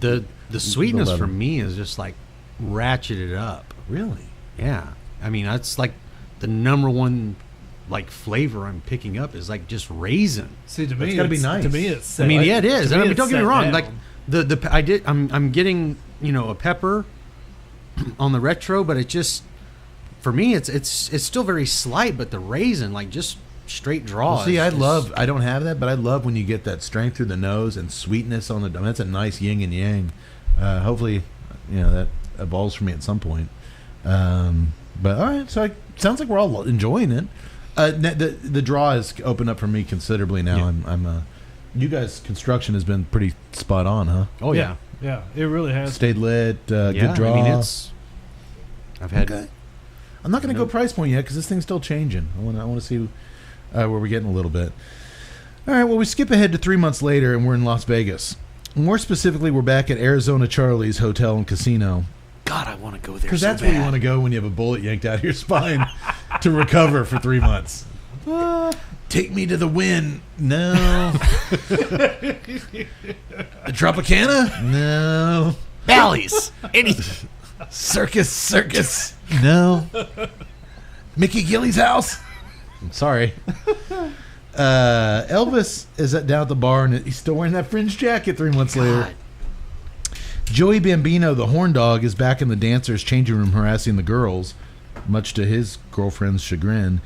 And in walks Frankie Da Vinci to the surprise of everyone. He's on a cane, hobbling around, but for a guy who had a bullet in his spine 3 months later, he's looking pretty good.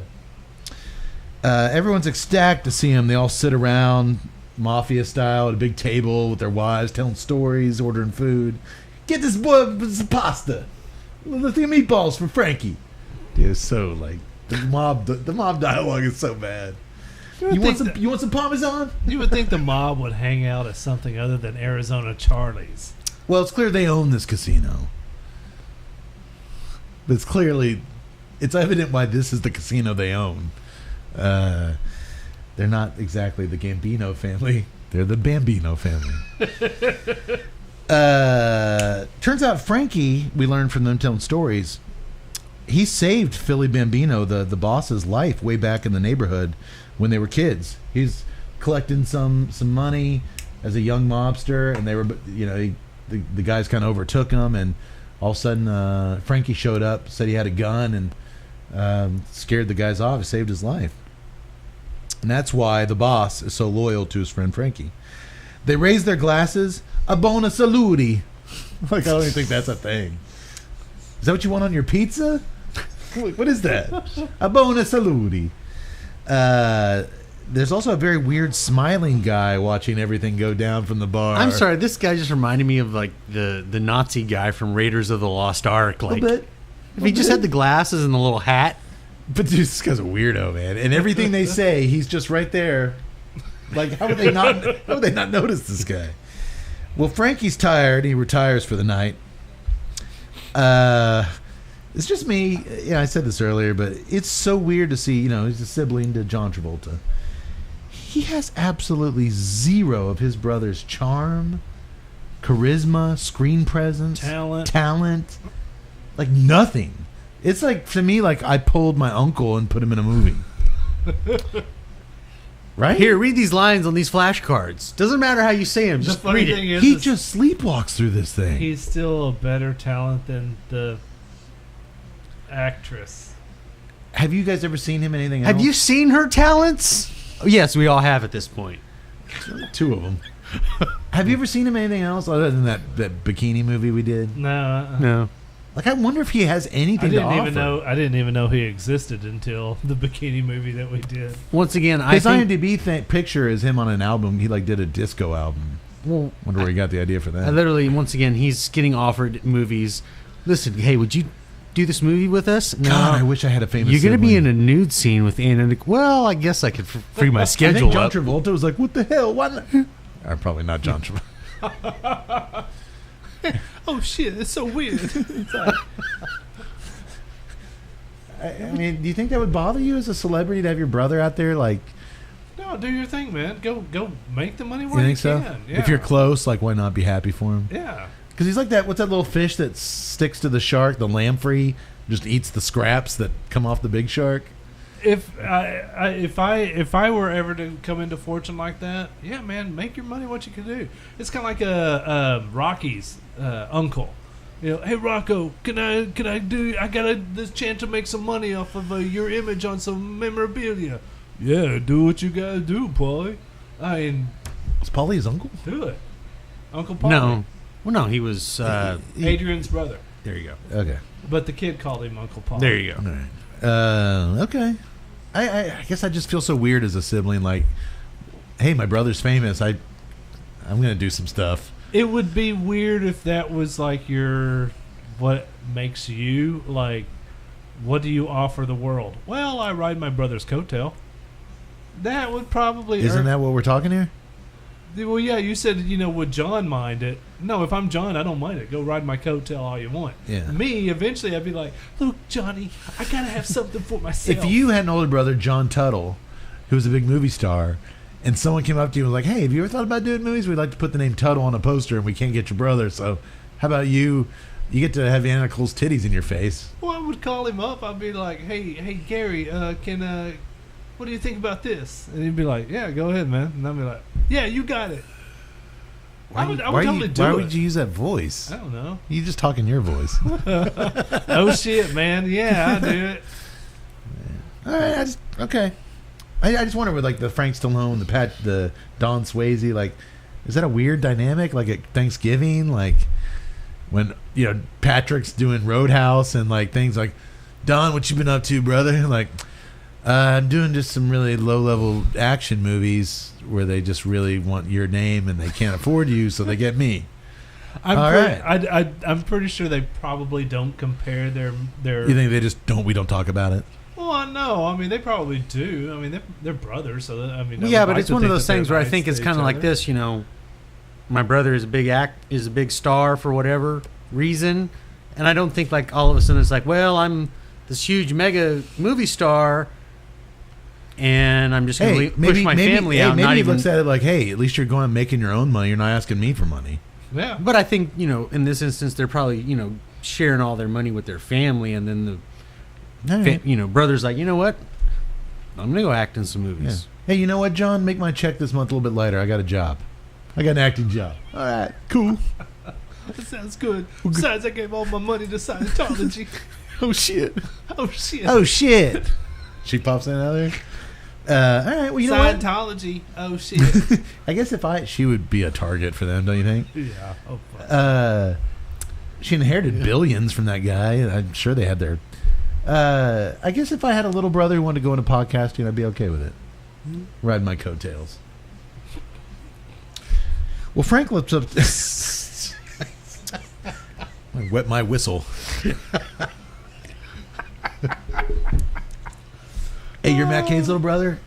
Can we pay you to drink beer and make an ass out of yourself and just use your last name? Yes. Yes. Yes. Yes, you can. No, all of a sudden, like, your little brother's hosting NPR or something like that. Hey, everybody. Welcome to the Midnight Hour. I'm Peter Cade. Hey, I got a dick thing in. Son of a... Somebody sticking their dick in the mashed potatoes. Who will be? We'll find out around 10. Stay with us. Well, Frank limps. I can't say that word. Frank limps. He's not limp. He limps up. We're about to see that. Up to his hotel room, and guess who's waiting for him? Who? Colette. Colette? Right. Wearing yet another masterful disguise. Black wig, black headband, and black sunglasses at night. Couldn't tell it was her. And a Black suit. with her boobs sticking out. That hides nothing. He's happy to see her, imagine that, in his hotel room. I just want to go to bed. What the? Who's over there? Oh, it's you. What's more unrealistic in this scene is the fact that, like, he hears something, he turns and he picks up his cane like a weapon. Like, dude, everybody was jacked at you. Like, Right. Everybody has a million guns. I was waiting for him to, like, just roll up a shotgun from, like, the bed or something. I think he's getting cocky. He knows he can't die.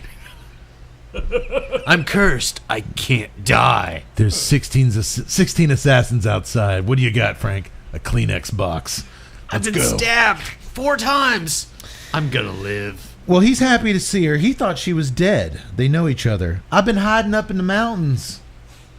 What mountains? She explains. He doesn't even ask that. Okay. You see, China and I were more than lovers. Okay. Don't tell me you were CIA, he says. Yep. This is so... Spot on. Turns out Arthur Jameson, our tattooed madman, used to be Colette's CIA boss until China set her straight. China had all the evidence needed to hang Jameson. What do you mean had the evidence? Frank asks. It was stolen. That's why all the killings. Don't you understand, Frank? I know I sure as hell didn't understand. At this point, Yeah, sure. the truth will not set you free. Apparently, Jameson's killing off all the witnesses to his war crimes or something like that. Frank's trying hard to piece it all together. How'd you find me? Philly Bambino. How do you know Philly? Frank, this is what I do. I know everybody. No, you don't. Okay. I mean, how the hell did you get into the CIA? I have an idea.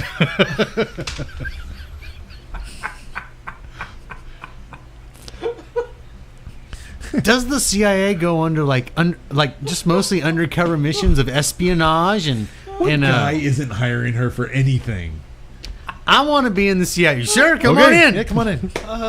Let's see. This position calls for someone who doesn't stand down. How many languages can you speak?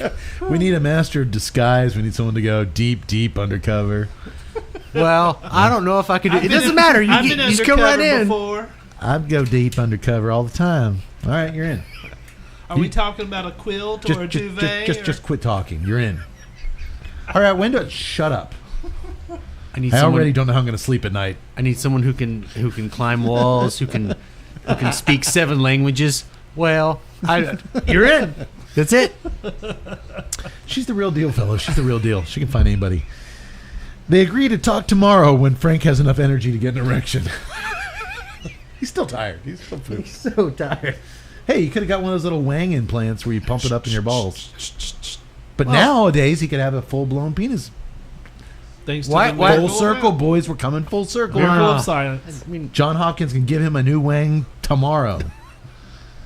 oh shit. Are you tired of your Wang? You know what I'd be asking? Mr. Cade, I'm afraid we're going to have to do a full penis transplant. Are there any NBA players that have passed away in the last 12 hours? Just curious. Sports fan. Yes, Sean Bradley. Oh. What's the little guy? John Paxson. Yeah, John Paxton. Oh. I'll wait. I'll pass on that one. Oh, wait, John Paxson just sent me a dick pic. Oh, impressive. Good for him. Good for him. I love how we all both had the same little white guy in our mind. Well, I almost said Spud Webb. Wait, no. Yeah. Back in Los Angeles, Frank's priest friend, remember him, the priest that partied priest. with him, and he did not get shot. He was hanging out with Don Williams at the hospital. Father Rich. He's pleading with Frank's preteen niece Mary to come out of her room and eat something, but she's stubborn.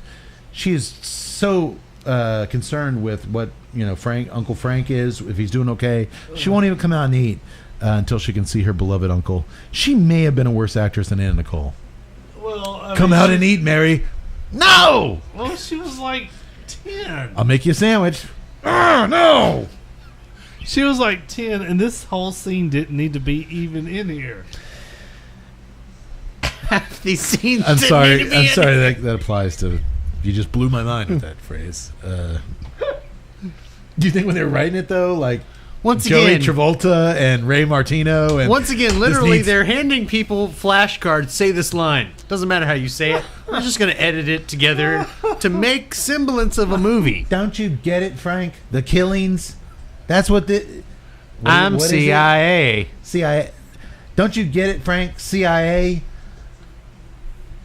Frank. Damn you, Frank. Shit. You know what? We got enough. We can cut that together. We'll do it. We're good. Do it. Moving on. Take your shirt off. Time for the bath scene again? Yeah. Why not? Your character's a clean freak.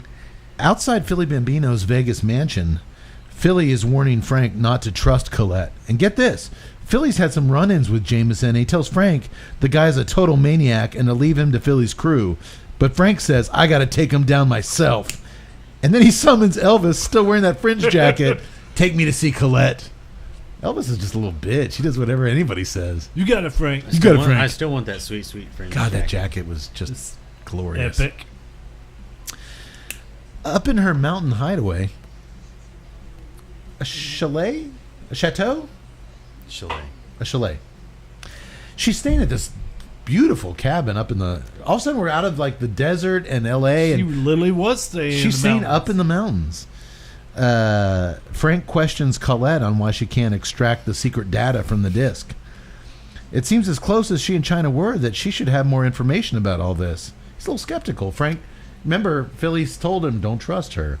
She jumps up out of her seat and sticks her finger right in his face. Look, I don't have to justify myself to you. I lost somebody just as precious to me as you did. And if you think for 1 second that I had anything to do with all the bloodshed out there, then you can get the fuck out right now. Damn it.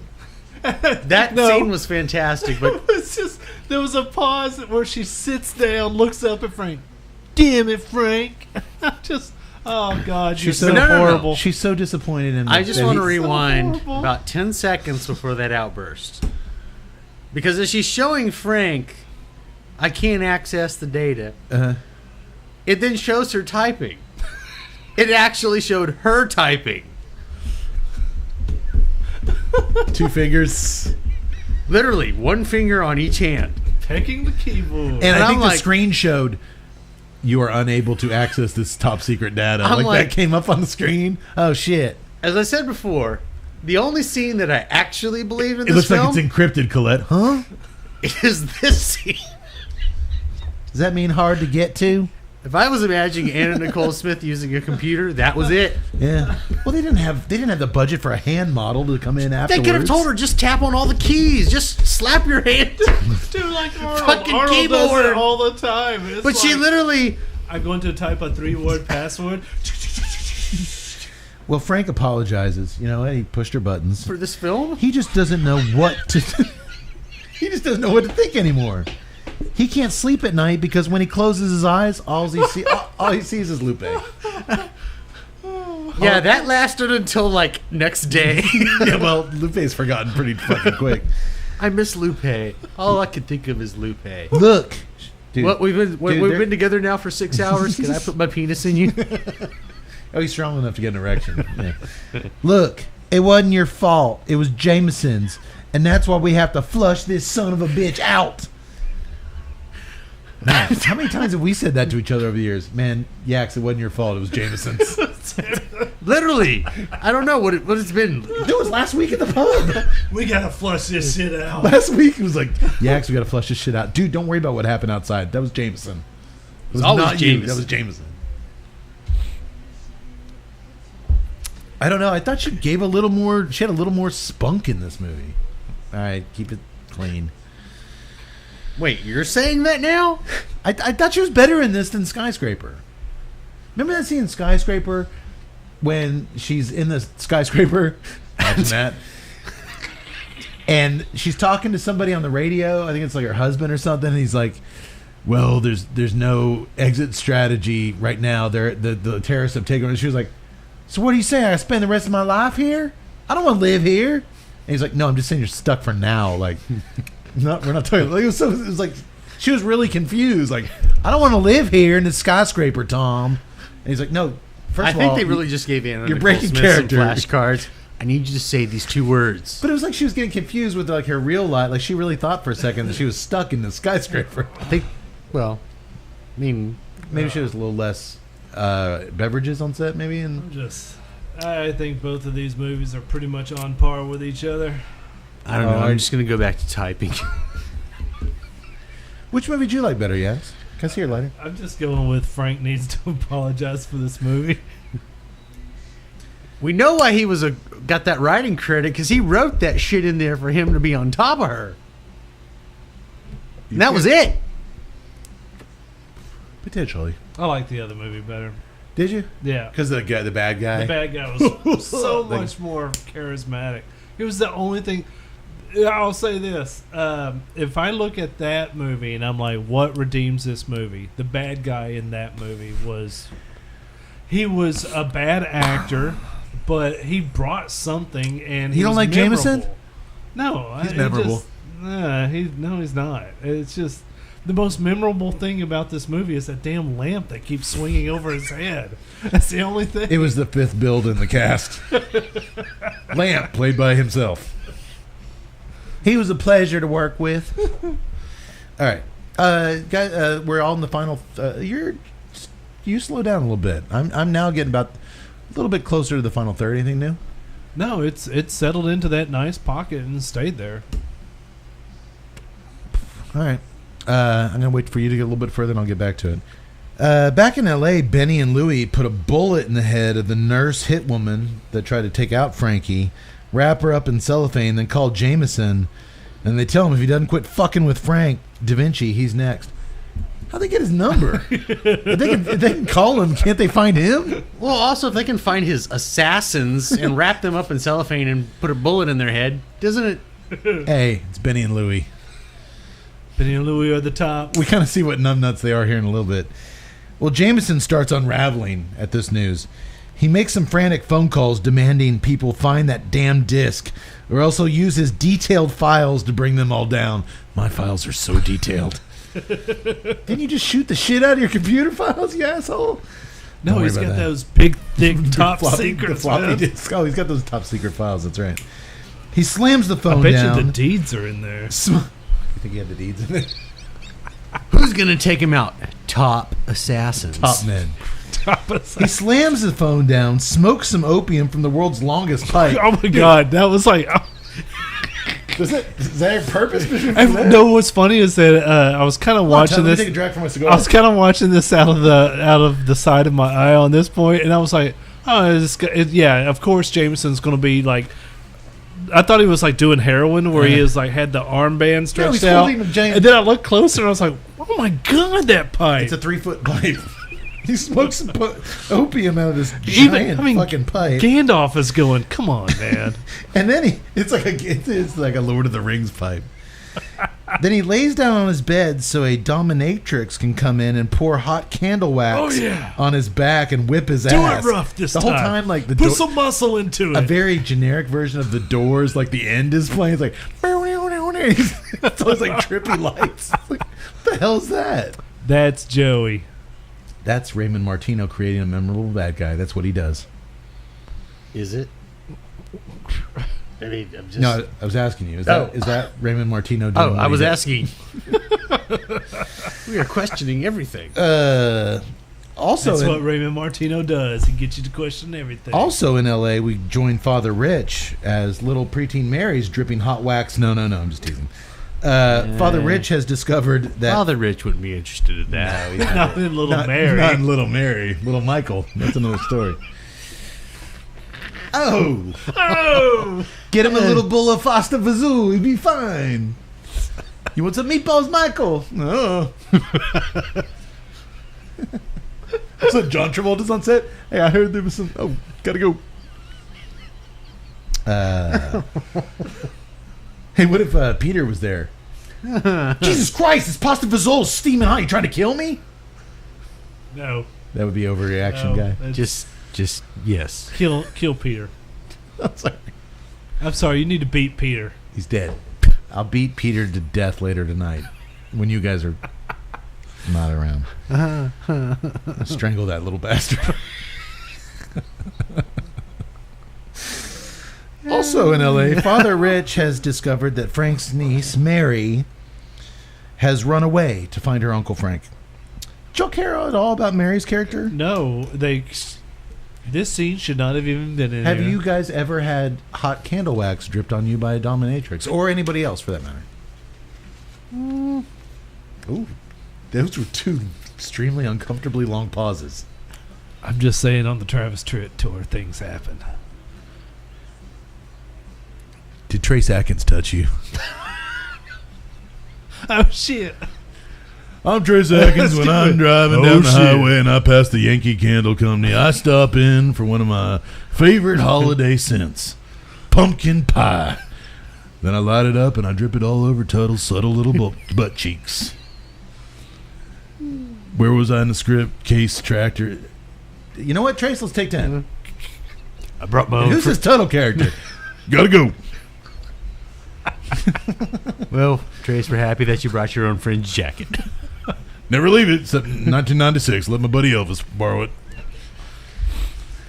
You guys still like Trace Atkins? Does that work? Yeah, Trace Atkins could go into 2019. All right. That's a win. That's a win for me. What about Trace Atkins, who over exaggerates? No, I'm not gonna mix. I'm not gonna mix things. Don't go Why too all of a far. sudden do I just see Trace Atkins and Six Killers saying, remember we were the only two. We were the only two that walked out. Just you and me. Now I understand. I truly understand. That's about Atkins' level of acting. Yeah. Atkins. Yeah. That's his name. Yeah. It's like, all right. Not good Atkins. Not Tom Atkins. Trace Atkins. What if they're related? Oh God, No. that would break my fucking heart. I'm just saying. Somewhere down that line. No. No. That manly Trace Atkins voice had to come from somewhere. No. They both have those mustaches. No. Just flip this fucking table over. Where's that stinky ashtray? All right, moving on. Frank Da Vinci gets the phone call at Colette's. Did we say it was a chateau or a chalet? Chalet. What's the difference? What's a chateau? I don't know. Chateau's a big mansion. Chalet is like a cabin, a mountain cabin. I've never actually heard the word chalet until tonight. When I lived in Canada, there was a chain of restaurants called Swiss Chalet, but they were just like a fast food place. They were McDonald's. It was not. They as were fancy. Canadian McDonald's, but not good McDonald's. I had my first Toblerone bar there. Don't even know what that means. Toblerone, Toblerone. It's a long, little triangular candy bar. chocolate. It's delicious. That's okay. I never heard of it. Never heard of it. Not here in East shit. Texas. That Mary, he gets a call at Colette's house. He's still hanging out there. I wonder why. I could be back at Arizona Charlie's with the gangsters, or I guess I could go up to the mountain cabin with Colette. That Mary's gone, and she and him jump in the car immediately. I swear, Frank, if he does anything to her, I'll cut his fucking heart out. Man, she promises him. They stop at a red light. Oh, dude, this chase scene is better than the other one. She stops at a red light, and a masked hitman suddenly throws open the passenger door and tries to pull Frank out of the vehicle. This is when we get our first big, oh shit! It's so much different from the 6 oh shits before. It is. This is where she's like, I think she's like onto it, like this is her catchphrase. Frank and the assassin wrestle back and forth in the door as Colette is beating on Frank's back for some reason. She's beating the hell out of Frank. Get him! Hit him harder! As she's driving like 100 miles an hour down the road. They finally shake the hitman loose. He goes flying. As soon as he flies off, he immediately gets run over by a monster truck full of other bad guys in hot pursuit. Oh, shit. And then one of the cars chasing them flips over and bursts into flames right by him. Oh, shit. That's three in this race alone. But they finally lose them. She drops Frank off at the hotel. Are you okay, Frank? Just a little tired. Dude, you just went... That was crazy. Explosions? Running over dudes? I just need to take monster truck? I just need to take a nap. I'll be fine. I gotta get up to my room. This is the problem with dating over Do you want a men. grenade in case they find your room at Arizona Charlie's? I got my cane. I'll be fine. Okay. All right. He'd probably be in a lot better shape if she hadn't beat the shit out of him with her fists. What the hell was she hitting him for? Maybe if I hit him, it'll go through him and hit him. It's called physics, Tut.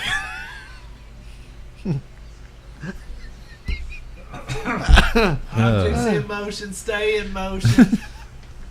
Something like that. I cannot listen to the laws of thermodynamics coming from Anna Nicole Smith. You just did. It's 2019. We're making this happen. Look, the only physics thing I want to see here is her breast just smacking back and forth. Like that thing on a psychiatrist's desk? Yes. I mean, I assume they have those on their desks. Just back and forth. Back and forth. Feeling relaxed yet? Yes. Yes, I am. Just keep it going.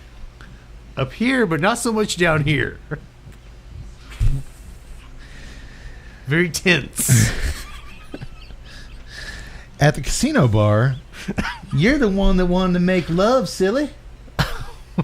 Well, yeah, no shit. Hey, I'm going to be late for this guy's wedding. You know what? I'm going to be late. Fuck it. Might as well be. I'm going to be late for We're the rest already of my late. fucking life. I'm not walking outside this house. I'm never going to be late for anything. That car bomb had been in his car for 2 months. He never left the house. He was Jameson's like, when is he going to like, finally. Dude, he's got his little computer, little cartoon of a car. Come on. Why won't he leave? Bath time. All right. Well, Again? I'm out of cigars. I got to make a run, honey. That's all that killed him. At the casino bar, Philly and Joey Bambino try to calm an irate Frank down. They tell him the reason he was such a good soldier is because he always had a plan and he didn't rush into combat. They're arranging for a plane to L.A. and they'll handle Jameson then. Remember that smiling weirdo from earlier at the casino? Well, he's sitting there listening to all of this. Cody, do the noise. Well, I was waiting for him to be like, They never, dude. Even when Frank leaves and goes to his room, that guy's in the hallway. Like, they never like address that guy. seriously, dude, why are you in the hallway? Well, back at her I mountain will cabin, show you what I'm used to working with. back at her chalet, Colette arrives gun first. She kicks in the door. It's a huge thing. She looks around for 2 seconds. All clear. Puts her gun in. That's enough for her. Everyone's trying to kill her. She does one sweep. All right. She's good. Are there no She's other good. rooms She's good. She's good. She's good. behind the bed, Nope. Not even behind the couch right next to her. Nothing. under the bed, The next the morning, closet, the bathroom? The next morning is Frank Elvis still wearing that same fucking turtleneck and fringed. It occasionally changes the turtleneck under it. But you get the feeling there's no sleeves on that turtleneck. If Like you had- he if doesn't you- take off the jacket. if He you pulls had off that- the turtleneck and just puts another one. If you had that French jacket, would you change it? No, I'd be wearing it every day. No. Exactly. Hell I was yeah. really hoping you'd get me one for Christmas. Oh man, that jacket with the Jack Burton moccasin boots. No, don't Too go much. there. Don't go there. That's over. It's fringe overkill. Oh, Even I know that's stupid. That's too much. I'm going for it. Yeah, I'll believe it when I see it. Hey, if you guys, anyone out there, if we go on tour again with Drew Estate this year, come find us. You should be able to find us if Tut's wearing moccasin boots and a shit. moccasin jacket. Just come up to him and say, "Oh shit," and he'll buy you a beer. Next morning, Frank Elvis and the Bambino boys exit Arizona Charlie's and are about to step into a limo when Mary gets off a bus right there. Uncle and niece are reunited, and Frank's heart is totally at ease. He was convinced Jameson had taken her. she had just gotten on the world's slowest bus. Well, no, I mean, L.A. to... Yeah, it is slow. I mean, Vegas is not that far from... Hour and It a goes half. in like a day or less. Yeah, that's a good point. Well, she's a kid. She's probably gone on some wrong buses. Might have had a couple of stops in the valley. Maybe so. Death Valley. I will say this, trying to say something nice. These scenes with Mary are the only real times there's any warmth or likability to Joey Travolta. Mary! No. No. Now that I'm thinking back, that's No. wrong. They didn't have that either. Anywho, turns out Mary brought the CD everyone's looking for with her. How'd she get it? Damn Isn't you, that- it's China. supposed to be in Dan Nicole's bus locker? Pretty much. The kid had it? Take this key. It was all a ruse the whole time. So now Frank is in possession of the one thing that can send CIA Division Chief Arthur Jameson to the gas chamber, according to a letter stuck in it by China, her boyfriend. He also warns Frank, trust no one. He's already having trust issues with Colette, and now Colette's ex-boyfriend, husband, whatever, says don't trust anyone. I don't know. You know who I trust, boys? Who do you trust? Drew Estate's master blender, Willie Herrera. Good person to trust. I like Willie. Yeah. He's always been nice to us. The Herrera Esteli Miami is crafted by Level 9 rollers from Cuba at the El Titan de Bronze on Calle Ocho in Little Havana, Miami. The complete Herrera Esteli Miami line is expertly crafted with a lavish Ecuadorian Habano Oscuro wrapper over a rich Ecuadorian Sumatran binder with select fillers from the Dominican Republic and Nicaragua. Nice. It's only available to Drew Diplomat retailers now in 5 unique Vitolas. It's creamy, it's light on the spice, it's delicious. Get out there and find you one. Do it. Go get you one. After the show, of course. Do you think Willie would say lavish or lavish? Lavish. You think Willie would say lavish? I Yeah. think Willie would say lavish. I honestly don't think he would use that word, period. Probably not. Oh, shit. Oh, shit. No, I don't think he would say that word. No. He listening to him talk about the blending process is really one of the fun things to do at the Barn Smokers we go to. But no, he's a pretty straightforward guy, and he definitely de-romanticizes the process. He's like, you know, it's something he always says. It's like, you guys picture me just smoking and blending these things. Like, no, a big part of my day is smoking the shit we already make, making sure it's consistent and it tastes like it should. And then I go back to the 20 samples on this thing that have been sitting there for 6 months and then throwing them out. Like, it's a very unromantic process. I think that's a great point to make with Willie, is that so much of this business is hyperbole and rhetoric and showmanship, and you know, even when it's like, I call it passive aggressive showmanship, when you're like trying to be humble but you're actually like doing a whole bunch of stuff. Willie just talks shop. I mean, that's the cool thing about it, is that, you know, he just, that was a great point. It's like, no, everybody thinks that you're just blending and you're creating this art, and no, a lot of times I'm just trying to make sure you get the same shit every day. Yeah, consistency is a big part of his job. Yeah. On top of, you know, rolling a new cigar, loving it, putting it aside for 6 months, going back to it and it tastes like shit, throwing it away and starting from scratch. Like, it's a very... Yeah. There's a lot to it, and you really will never learn that unless you get to spend some time with Willie. To me, that's the biggest thing that I learned this year going to the Barn Smokers, is that everybody thinks of the blending process of finding something new, getting the chemistry all together and finding something unique that people are going to love. No, it's trying to make that cigar that you blended 5 years ago with different components taste the exact same today. I mean, that's a huge part of his job. I was like, wow. And the new stuff, I mean, there's 2 years of backstory of him frustrated, trying to, you know, if 6 months he doesn't get what he loved about that first thing. Well, what can I add to it to try to get that? Then I got to let it sit for another 4 weeks and then smoke it again. Dude, that's got to be just insane. And just I don't have the mental capacity to even, like, how would you keep? It's a study and craft. Is that an Excel spreadsheet to where you're like 6 years later you go back to that Excel spreadsheet and be like, I need a little bit more sweet raisins on the palate. You know, I mean, with Willie, I don't see him sitting down like Jameson at his computer, just Willie's eyes. The same lamp going back and forth. I think I can see the lamp. I can totally see the lamp swinging over Willie. But no, I think the guys that are really good at it over time just have this instinct that you're born with, like a quarterback has an instinct. Like, they just have this gift that, you know, schlubs like us will never know. Yeah, well, but point. I sure appreciate listening to them talk about it. I'm looking forward to this year and learning some new stuff. Speaking of cigars, we're all in the final third now. You're just starting, but I'm here. You know what? It got off to a slow start for me, but I've come to really kind of dig this cigar. I really am, and in fact, you're going to be blown away by, because I'm scoring this high. I love the fact that in that first, because you said it got off to a slow start. To me, it was just the opposite.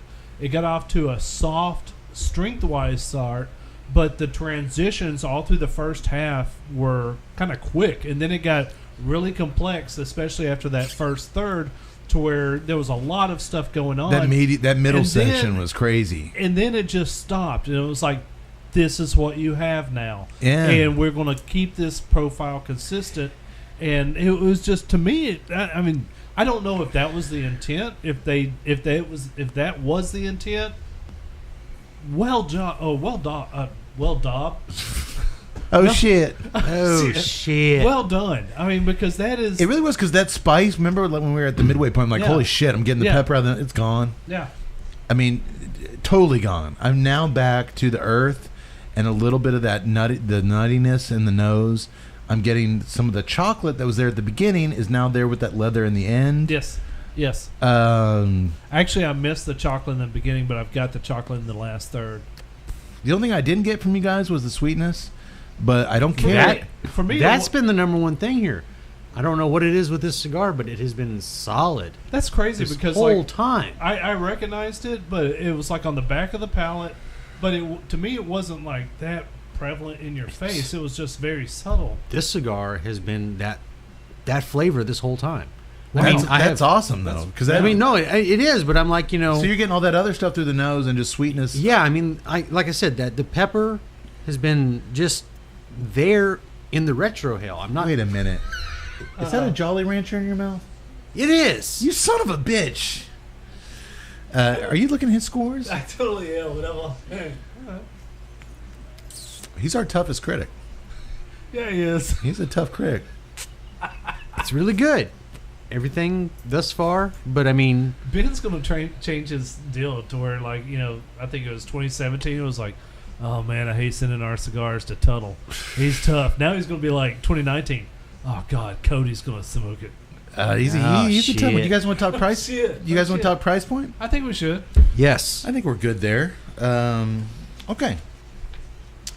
I'm going to give you the MSRP that the company lists, but then I'm also going to give you, before I found the press release with the MSRP, I did some digging online. So these were released about a year ago, I think, Okay. middle of last year. So what you can get them for, I don't usually do that. I just give you it's usually a pretty definitive number, but there's what they're out there for now as opposed to the initial MSRP. It's a little different. You first. Okay, so this was a Partagas special Legend. celebratory cigar. Legend. Celebrating all the legendary tobacco men that started the Partagas Legend. Hell, man, was it back in the 1800s?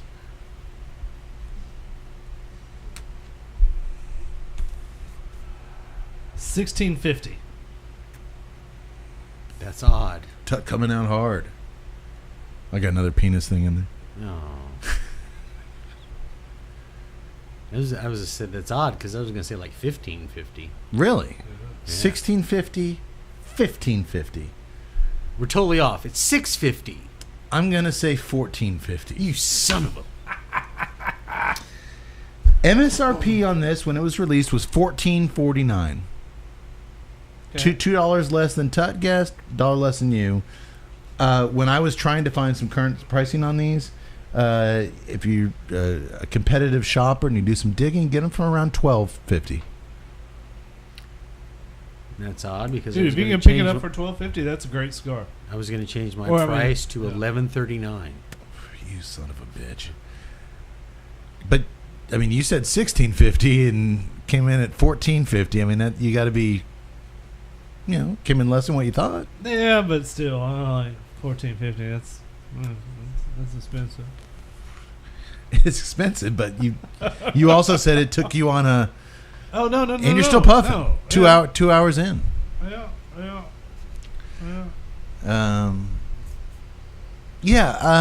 Lowers that cigar on the price value there. I don't know. $12.50, okay. If you can pick up the stuff for $12.50, and dude, I've got another 30 minutes at least in this thing, No, yeah. and you've got a ways to go. It's a good 2 hour smoke. It's to me. Oh God, I'm such a cheap bastard to where That doesn't once you get matter. I know, but once you get up there, I'm like, I want to balk at it. But when I compare it to other cigars that are in that 13, What's a price Cedrus? range, What does a Cedrus run? It's not that much. I think it's like 11? 11 something? Yeah. So this $1 more. Yeah. When you compare it to other cigars that are in that price range, it's competitive. It really is. I think more and more so. It seems like things are going as far as a Yeah, commemorative they cigar.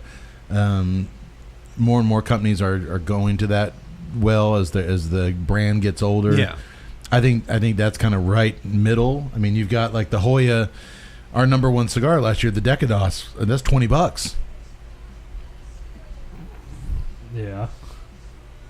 That was a $20 cigar we gave number one cigar to. He's erasing again. Oh shit. K dropping facts. No, but I mean, when you put it to that, I mean, because I love that. And Yeah. if you would have told me, Jason, were you going to pump down $20 on this? I'd be like, yeah, okay, I will. Sin Compromiso, our number 4 cigar, was $18, and it was pricey as shit. Yeah.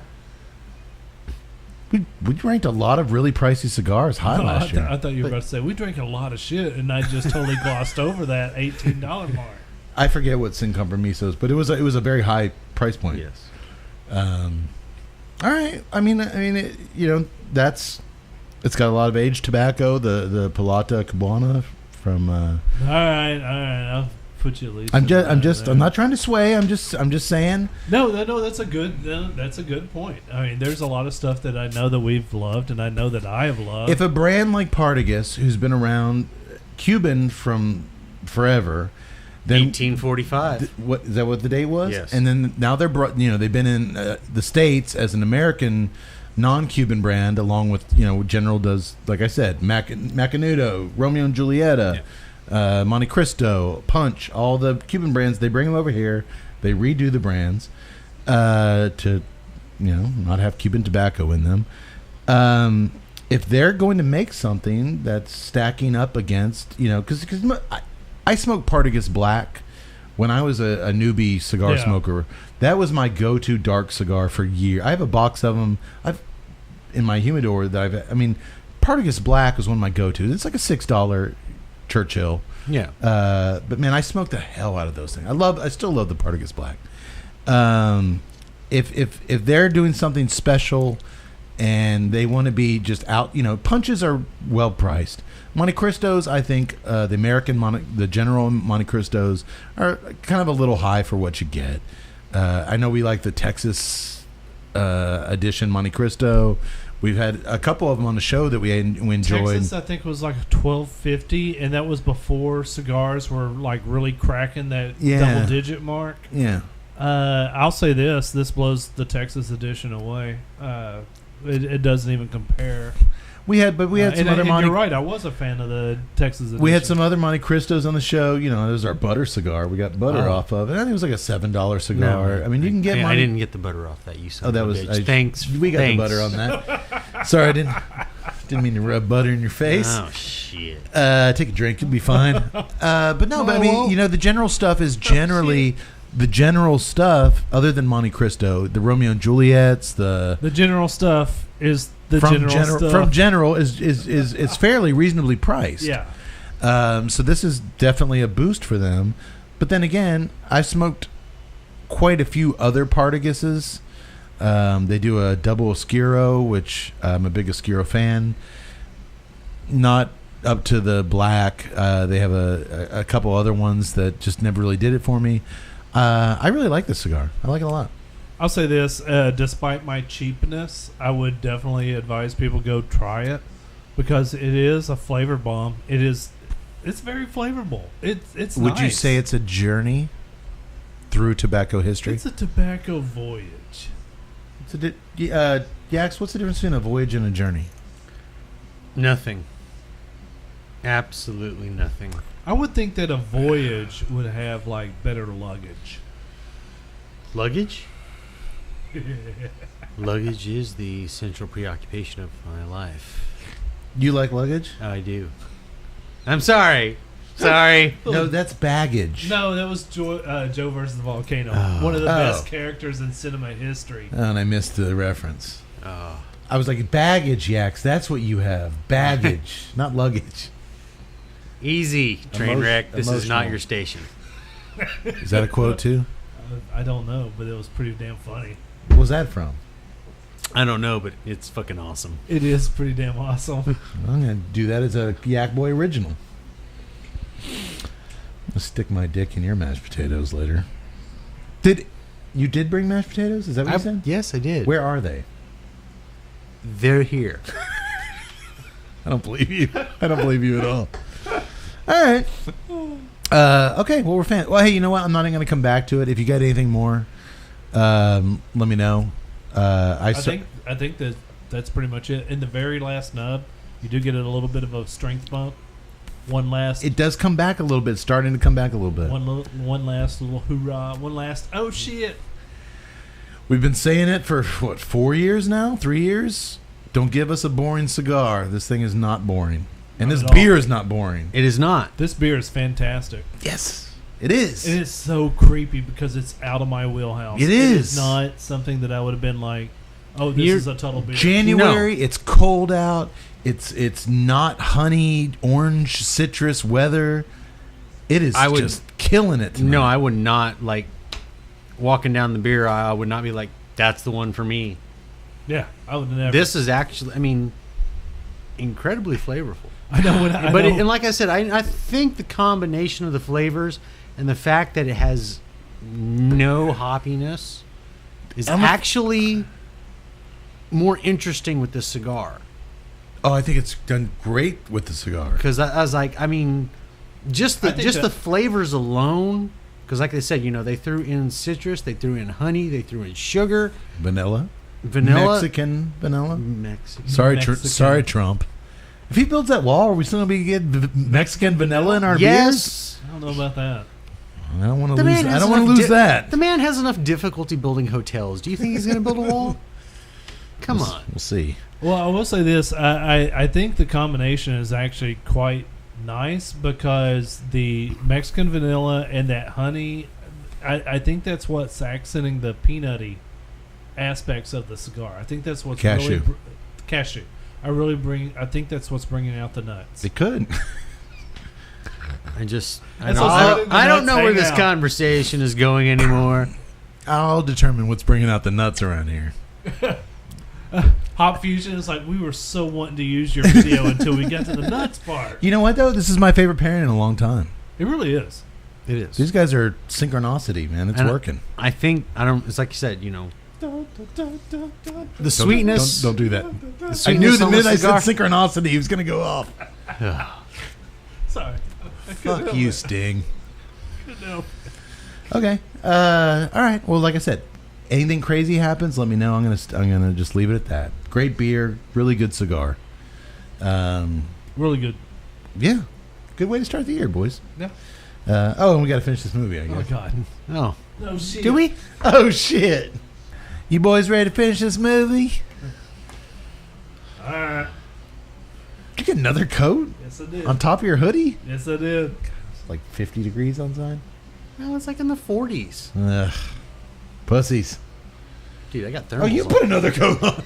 What are you talking about? No, it's I had this on on the whole time. Okay, I'm sorry. I got thermals on, man. I came prepared. came prepared. Jeez. All right. My wife got me this. It's my smoking jacket for colder weather. Smoking jacket. It's almost peacoatish. A little bit. Not quite a peacoat, but I it's... am a connoisseur of peacoats. Cody helped me find my first peacoat. He's always had nice, dignified peacoats, and then last year I was like, you know what? After, Oh, I love my peacoat. especially when we were smoking a lot outside the pub, and I was like, Yeah. you know what? I don't have a good like adult winter coat. I look like Frank Da Vinci, this New York Giants coat on. Like I look like a kid. Like, oh, look at little kid with this little Chicago Bears winter coat. Like I look like an asshole. I'm like, Cody, I'm ready for a peacoat. I'm ready to adult a little bit. He walked me through the London Fog catalog, and we found some things that worked. Peacoats, you say? Peacoats are the central preoccupation of my life. Peacoat, you say? You said luggage was the preoccupation in your life. It really is. I'm sorry. You gotta I see will that totally scene, man. tell you, if you have not seen it, Joe go versus watch the volcano. Joe versus the Volcano. It is one of the few movies in which Tom Hanks is still funny. I missed that Tom Hanks.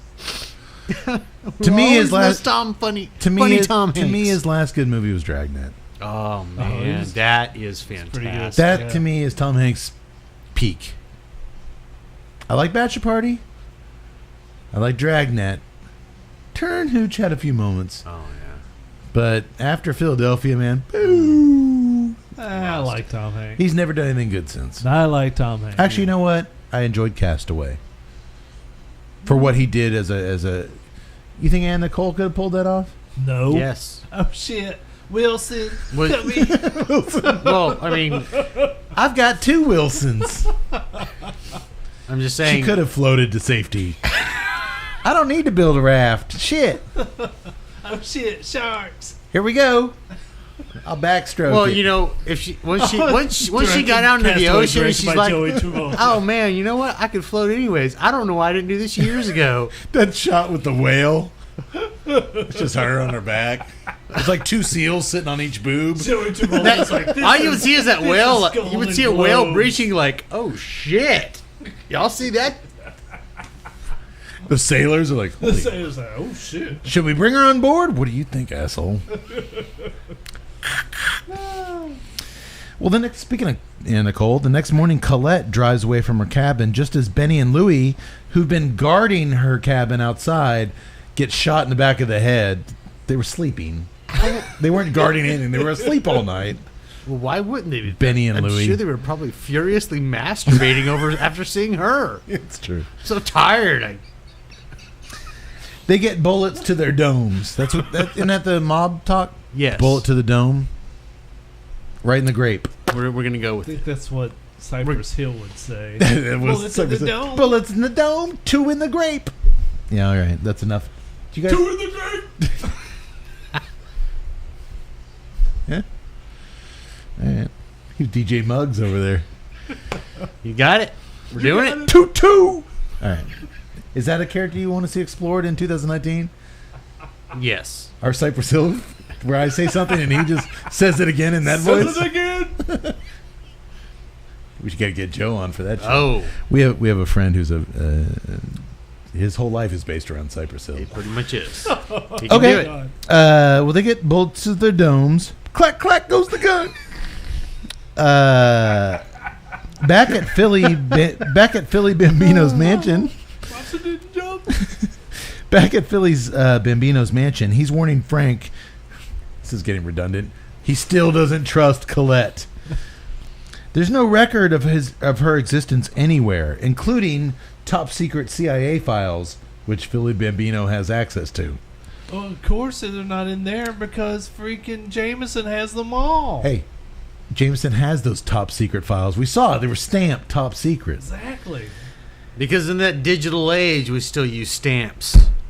But It was Frank 96. It was a transition year. Frank isn't Maybe. having any of it, boys. He's a big boy and he can take care of himself, and he wants to go back to Arizona Charlie's to get some rest. He says that. I'm a big boy. I can take care of myself. Now get Elvis to drive me back to Arizona Charlie. I need to take a nap. Change my diaper. Dude, that's basically it. It's only. I'm a man, damn it. I can take care of my own battles. It literally Elvis, change my diaper. and bring me It has back literally a- been 3 months since I got shot 6 times in the chest with a shotgun at close range.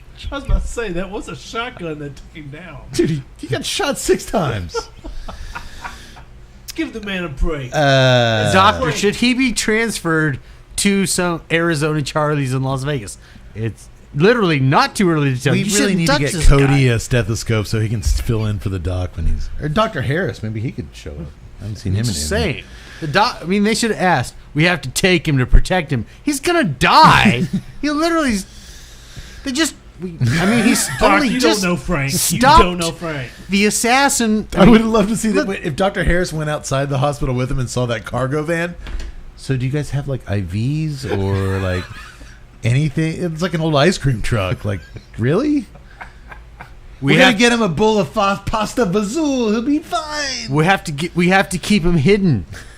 Yeah, but I mean, he doesn't even have any painkillers. He Wait. didn't take his IVs. The van on the name on the side of this van is Frank. Yeah. We did the best we could do. Once he's gone, once Frank has left the mansion, 2 LA goons, Sonny and Tony, show up at the mansion, and they're here to help take care of all this mess. Hey, this Jameson guy's as good as dead, boss. Did y'all get the idea that these 2 guys were such worse actors than all the other actors? Did you get the idea these buffoons were investors in the movie, and they like, if you give us money, we'll put you in the movie? Yeah, why not? Oh, yeah. Especially that one young guy's like, What we gotta do here? Yeah.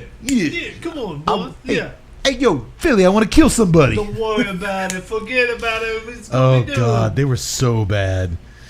Just, your check's cleared. All right, you can have this one scene. Well, Frank slipped away from his escort. By the way, if you want to be in our next movie, that's how you do it. That's exactly how you do it. There's one other way you can do it. I'll let you guess how. Well, Frank slipped away from his mob escort, so he's not actually headed back to Arizona Charlie's after all. But you know who is there? That's right, Joey Bambino, the horny younger brother. And he's just answered the hotel door to where he's greeted by Jackie Young. That's her name. She's a 21-year-old Asian dancer / physical therapist / masseuse. Well, you know what I really like here is that Nice. Joey. Oh, I know what you really like here, Yax. Oh, yes. But I really like the fact that Joey is discerning. He is. He is not discerning. He's like- He's not non-discerning. He is discerning, like, whoa, well, hold up. Whoa. I didn't order I need you. to see some ID. I need to know how old you Yeah, he's are. like, what, did your mommy because drive you here? I put my dick in everything, but I care about what I put my dick in. He's very cautious. Did your mommy drive you here? I'm 21, silly. All right, get in here. That's how discerning he is. No, he asked some other questions. She's there to take care of his sciatic nerve issue, a.k.a. his boner. Next thing you know, she's massaging his back topless on the bed. Very exotic. He's topless and she's topless. Very exotic. She asks him if he wants to try it Thai style, body to body. Yax, you ever had Thai style? I have not. Apparently not from this movie because, well, it doesn't end well. Well, there was this time with Trace Ack. No. You ever had Thai style, Tut? I think it's a safe bet that your boxers will soon be stretched to the limit. Yeah, I worked in the to the limit thing. Would Cody? Would you say at this point Joey's boxers were stretched to the limit? I would say they would. He's got this hot young Asian girl rubbing his back. She's nice. Yeah. Back at the mountaintop chalet, Colette is showering. Again. All hands on top of the Furiously. table. Let me see your hands. Furiously She does nothing showering. for me. I'm sorry. As is the norm with these scenes that we're now familiar with these two movies, there's no soap involved. It's just her pleasuring herself with the shower head. But the second she orgasms, Yax, am I using that term correctly? Orgasms? Yes, you are. There's a Yes. there's a knock Yes, on the you- door, and it's Frank. Oh, shit. 1 second. Tut, if you had manic CIA division leader Arthur Jameson hunting you down furiously, would you take the time to whack off in the shower? Yeah, why not? As we learned in I our... wasn't expecting that answer. we learned it's in- relaxing. It No, clears as the we mind. learned in our episode of Green Inferno, it's a coping mechanism. Oh, right. That guy whacked off with the cannibals about to eat him. That's right. Taking it back. I That's like right. that, Tut. Good job. This podcast learns you. So you would, if you're in trouble, you start whacking off. Absolutely. If we're ever in an airplane touring the country for Drew Estate and we start going down, you look over, I'm just whacking it. just start whacking. It's a coping mechanism. It's science. It's okay, everybody. He's coping. It's science. It cures what ails you. And that's when I would, from our podcast history, pull up Ann Nicole's tagline. Oh, shit. Oh, shit. Yeah. Oh, yeah. Oh, yeah. Like taking off my hoodie and putting it over. What are you doing, Kate? It's what I do. I cover up boners from my fellow podcasters. They're whacking off in extreme situations. I'm trained for this, yak boy. Oh, regardless, Frank tells Colette. Oh, she comes out of the shower and throws a few clothes on. Frank tells Colette Mary's safe, and she brought me the disc. Yes. They got everything they need now to take Jameson down. And as they're saying this, we see a bad guy parked outside listening to everything on a headset. Well, according to Colette, it's time to celebrate. So she makes a deal with Frank. I'll tell you what. I'll help you forget Lupe, and you help me forget. Dance with me, Mr. Da Vinci. They slow dance for about 10 seconds before she drags his crippled ass upstairs and tears his clothes off. Because this makes all the sense in the world. Hey, she's grieving. She's grieving. With Different She's people- been without Different Joey people grieve Travolta. in different ways. She's been without Dick for like 4 months now. I mean, but apparently not shower heads. Well, I mean- according to Tut, you gotta do what you gotta do. It's coping mechanism. She goes downtown and devours his wiener. That sounded kind. She goes downtown and devours his wiener, and then proceeds to grind away on top of him. That can't be good for his wounded spine, right? He had a bullet in that thing. I gotta break out the Adrian Barbeau music. I for think that. he was going to. You know what? I think he's going to live with it. well, guess I'm what? in such horrific pain, Yeah. but you know what? I'll be all right. I'm gonna be all right. I'm gonna live with it. Remember that peeping Tom listening outside? Apparently, he listens. He's like, I'm gonna let this go down. He's gonna let the hanky panky take place before he does anything. We saw him exit his vehicle with a gun, but he's waiting. He's like, let him finish. It's the nice thing to do. It's a respectable thing to do for Frank Da Vinci. You know what? The guy's been through hell. If I was gonna be killed tomorrow by an assassin, I would want to die happy first. At You know least what? let me I'm gonna finish. kill this guy just after. You know what? Courtesy. Courtesy. It's professional. That's what this is about. I'm not Professional here courtesy. to not let this happen because I would want this as soon as I'm done to happen. You know, 2019. It's the new year. It's time to try to begin anew. I would like to think that I would like to be that guy. That's like, if I'm going to kill you, I'm going to let you finish first. I'm gonna let you finish, especially if it was with her. Like, Well, actually, if it's with her, I'm probably going to. Yeah, I'm going to go kill you first. that's wrong. Yeah, it is wrong. No. Courtesy. I think this guy was. He's giving Frank a pass. I mean, it'd be different if, like, he would, show up and he's got, like, a hot poker, like, I'm just jabbing. Yeah, the fireplace. Now this is losing sorry. its steam. He's like conflicted. This guy, he just He's let like him one of those 60s villains that has their stick. He's the hot poker killer. He's like, I gotta go now. you see the redness dying down. Like, shit, I gotta go back down to the fireplace. Damn it. I got to put the poker back in the fireplace. No, this guy didn't have an eye patch. He wasn't like a classic. He was, the villain with the cats going, why didn't you kill Frank? things didn't work out. I like to think I'm courteous to my fellow human beings. I kill them, yes. We didn't even see this guy's face. He had no personality whatsoever. Much like this. Much like this movie. Over at Arizona Charlie's, Philly Bambino gets a phone call from Jameson telling him his little brother Joey's upstairs meeting his maker, and the gangsters rush to the elevators. When the elevators aren't there immediately when they want them, they start climbing up 6 flights of stairs after sitting around eating pasta, drinking whiskey, and smoking cigars all night. We're not doing that, dude. They look like us climbing up 6 flights of stairs. Oh, Come on, we got you, Joe. We got you, Joey. how many more? You've stepped up 3 stairs. Okay. Dude, if they just waited for the goddamn elevator, they'd be all right. Meanwhile, upstairs, as they're huffing and puffing, the topless Thai masseuse is squirting gasoline all over. He's on his back. He's on his stomach now. He thinks she's putting oil, massage oil in his body, That smells but like... she's squirting gasoline all over it. And by the time he's like, "Hey, baby, that smells like gas," she tosses a match on him, burning him alive. It's a bad way to go. It is. Yeah. Also, considering don't the fact wanna that go you're that way. in the room with him, the gas fumes would just go everywhere. Well, she was a masseuse / student / personal. Slash That- assassin. That wouldn't help anything. Oh, No. she had 4 slashes. She was the Cordell Stewart of Thai assassins. Back at the mountain cabin, Colette wakes up. Wait a minute. Did anybody find it interesting that there's smoke billowing out of this room? All the goons are coming down Oh, this no, hall. no, I'm getting that. Okay. We haven't seen her leave yet. Oh, okay. Back at the mountain cabin, Colette wakes up naked in bed to find Frank's gone. Dude, he came and left. And within seconds, she's got her pistol in her hand, and Not again. she shoots a shadowy figure in the living room. She runs outside, yelling for Frank, dressed in only a tight sweater stretched to the limit, and some sheer panties. Frank! Frank. I'm sorry.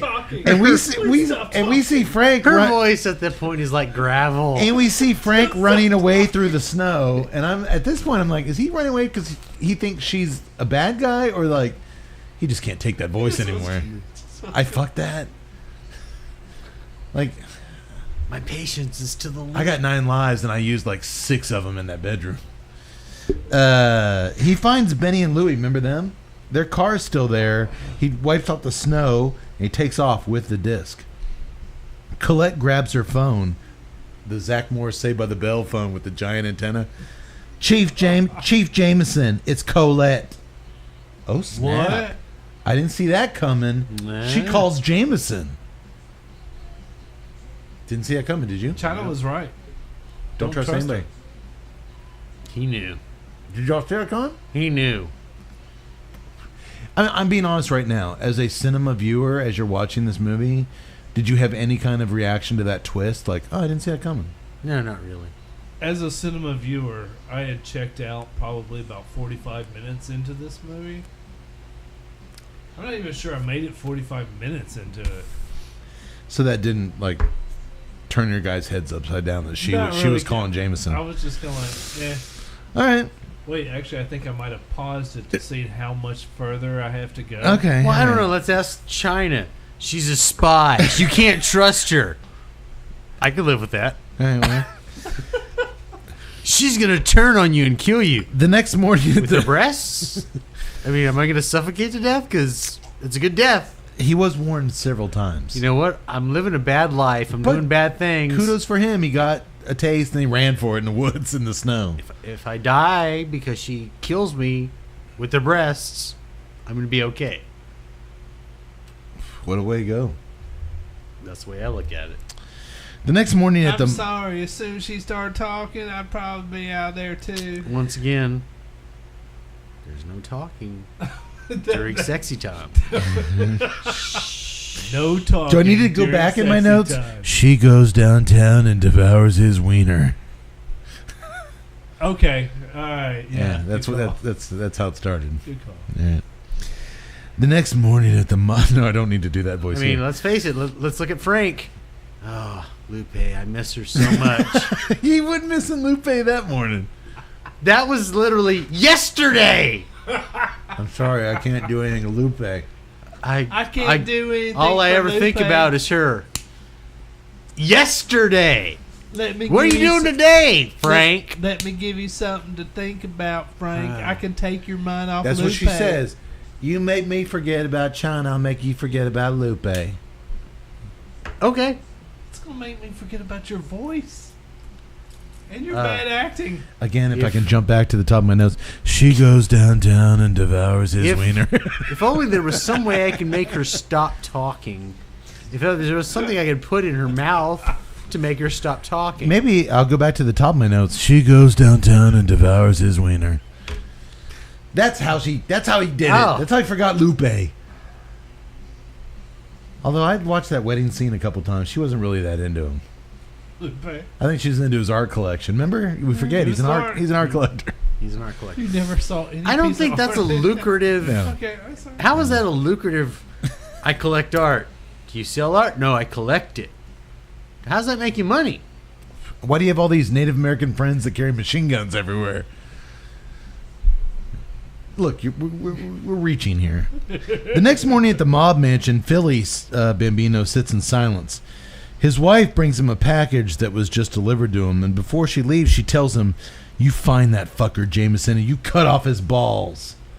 Which we know now he could have them replaced. That's really not that big of a punishment. Turns out that... No, it's still a big Oh, no, it is. I'm sure it hurts. Turns out the package is from Jameson.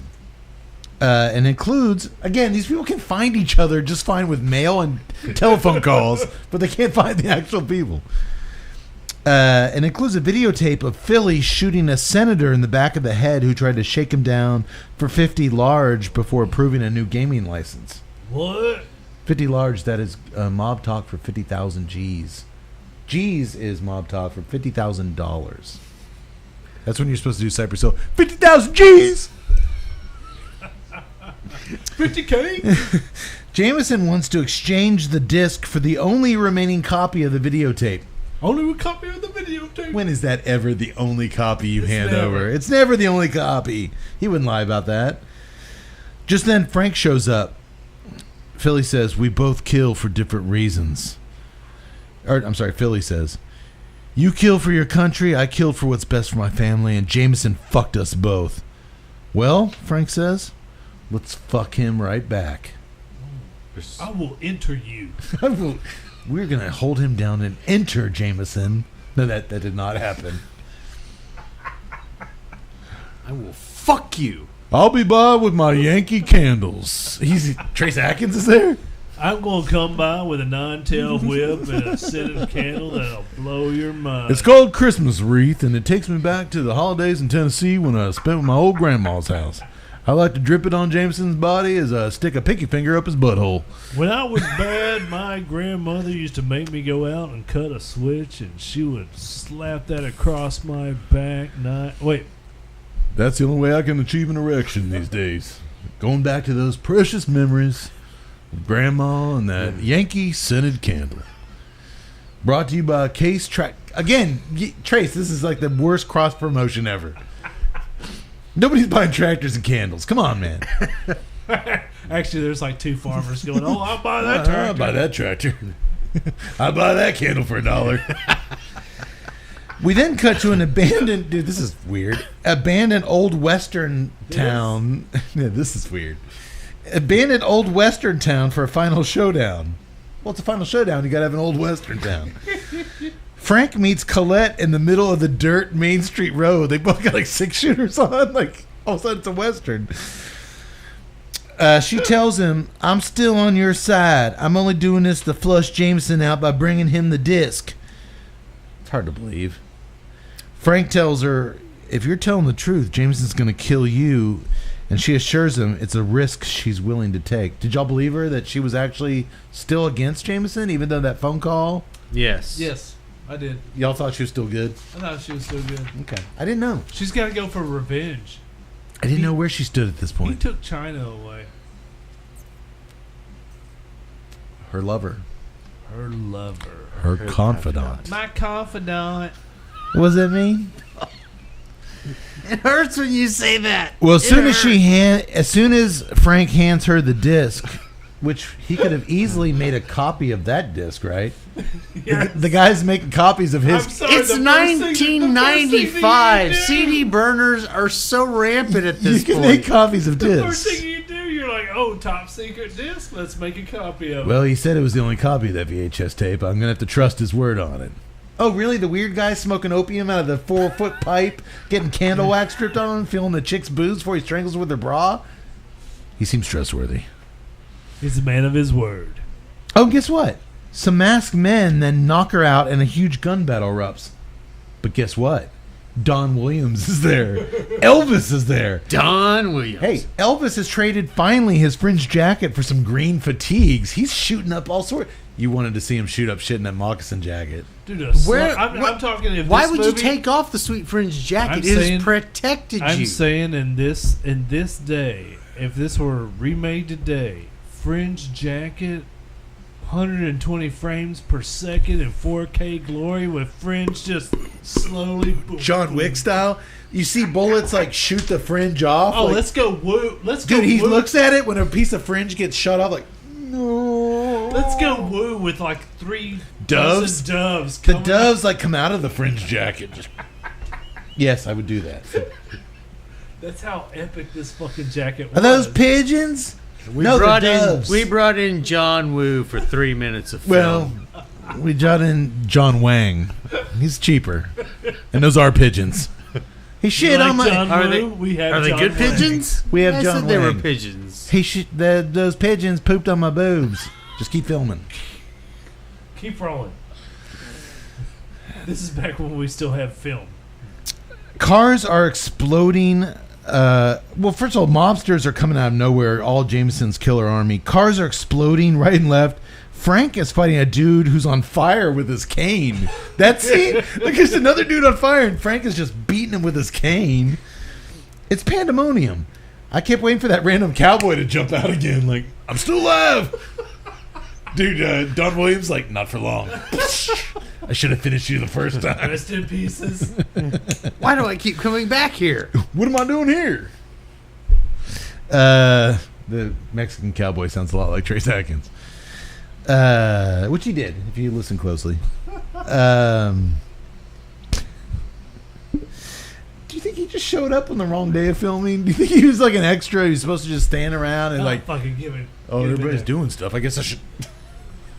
I'm sorry, I was supposed to be on lot C2. I was the frijoles maker. The Cowboys make. I think I don't know what he's doing.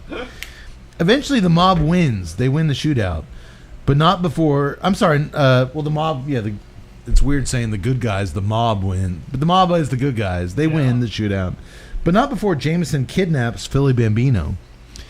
Jameson calls Frank and tells him he's reduced the King of Las Vegas to the role of pawn. Over the Christmas holidays, I learned how to play chess, so I understood that reference. Okay. Pawn is the weakest, littlest character on the Okay, table. so Or it's whenever, the strongest. It could be, but it's certainly no king. So, in all of your chess studies, have you ever come across a scenario where your king has become the pawn? No, Yeah, no. that's what makes No this. fucking sense. No, that's why this is great screenwriting. Okay. And Frank is now to meet Jameson at the Hoover Dam the next day to finish their business. As he says, it's time for Endgame. Okay. Isn't that what the new Avengers movie's called? Yes, Yes. it is. And didn't Doctor Strange say Endgame? This is Time the game, for yes. Endgame.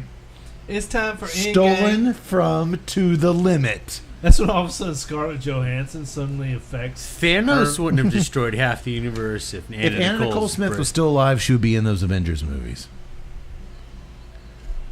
As the Hoover Dam. It's the weird robot chick, maybe? Oh, God. I'm going to stop Thanos. I'm gonna stop Thanos. Look, I care for Earth just like you What's that care glove for called? The Infinity Gauntlet? She's using that in the bath. Are you masturbating with the Infinity Gauntlet? I'm coming. I'll be there in a sec. Everyone is looking for that. What are you doing with that thing? All of a sudden, it's like It's going to get rusty if you keep it in the water. All of a sudden, I can see Cumberbatch, Doctor Strange. Are you masturbating with the Infinity Gauntlet? Just be a second. Hey, I'd watch those movies. I don't give a shit about superhero movies. I'd watch that shit. Of course you would. That's why Matt Cade doesn't make Marvel movies. Rightfully so. Rightfully so. I'll give you that one. I shouldn't be making those movies. All right. Well, we cut to the Hoover Dam. Just like that. We're at the Hoover Dam. Jameson has a gun to Philly's blindfolded head. There's nobody around. I mean, it's a huge tourist attraction. There's like nobody around. He's got a gun to Philly Bambino's blindfolded head, and Frank has his gun trained on Jameson. The crazy maniac tells Frank he never thought he'd see a gun in his hand again after he shot General Tsang's 7-year-old granddaughter. But Frank barks at him to cut the psychological bullshit and get on with this exchange already. Throw me the disc, and this pig will live to suck up some more wine and pasta. That's what. That's racist. Give me the disc, Colonel. That is racist. It is racist. Although that's all we saw him do the whole movie was drink wine and eat pasta, and try to get others to drink wine and eat. Hey, you got the bullet out of your spine. You just eat a little bowl of pasta. Yeah, actually, it wasn't that. Given what he was given, it wasn't that. He did what he needed to do. Throw me the disc and this pig will live to suck up some more wine and pasta. Give me the disc, Colonel. That's an order. He is CIA Division Chief Jameson. Well, he's disgraced at this But point. suddenly Colette has a gun to Frank's head. Trust is everything, Frank. Remember? Now give me the disc. Frank reluctantly hands her the disc, and she throws it like a ninja star, burying it right into Jameson's forehead. This It is literally goes right into his head. It's like This Hellraiser is like 3. It's like Hellraiser 3, the CD guy, the CD chick. Then both she and Frank empty their guns into Jameson, sending him, or a dummy roughly the size of him, soaring over the Hoover Dam to his death. I guess I was wrong about you, Miss Dubois, Philly smiles. Yeah, I guess you were. Only the name's not Dubois. It's Vicky Lane. I think they were trying to start a franchise here, like a series of Vicky Lane adventure movies. And the three of them then all link arms, like literally, like she grabs them, she's in the middle, and they skip off together with their arms around each other, smiling. The friendships and bonds have grown to the limit. The end. Yeah, look. They're going to God, skip I love off this movie. like the fucking Dorothy and Wizard of Oz. It was It's just not like going to that. happen. I'm just saying, like, when we did Hooper and they were walking off into the sunset, and I'm You felt good about yourself. I'm mentally going, if Burt Reynolds would look into the camera and then, like, smile, that would be the most ultimate ending. And then when he did it, I was like, oh my God, yes. You wanted Anna Nicole to look in the No, camera. I didn't. I just wanted this thing to end. I Please just walk off. I wanted her to point her pendulous Although she'd be breasts. like, "Oh, camera, y'all filming this thing?" Yeah. Thank you. If she would, watching my if she would film. turn back around to point her pendulous breasts back at the camera, I'm sorry. I just Exposed. I'm not that. I'm just not. As that we said on into the it. skyscraper episode, Yax, you had an Anna Nicole calendar in your college yes. apartment for years. it was fantastic. Every time I went in, it was stuck on January. Did it need to go to the end It of the was month? definitely stuck. It did not. Play on words. Oh shit. Play on it. Do it. She there. was. She was. I mean, you've always been a breast man, Mm. and she was the epitome of like giant fucking knockers in the '90s. I mean, maybe that's the problem. I've always been an ass man, so I mean, yeah, maybe that was. I've always been a personality man myself, so I'm not really sure what you guys are talking about. But good for you guys to have your own things. The lies. I just becoming. she had a really pretty face. I mean, nice face. I'm sorry, they were so big.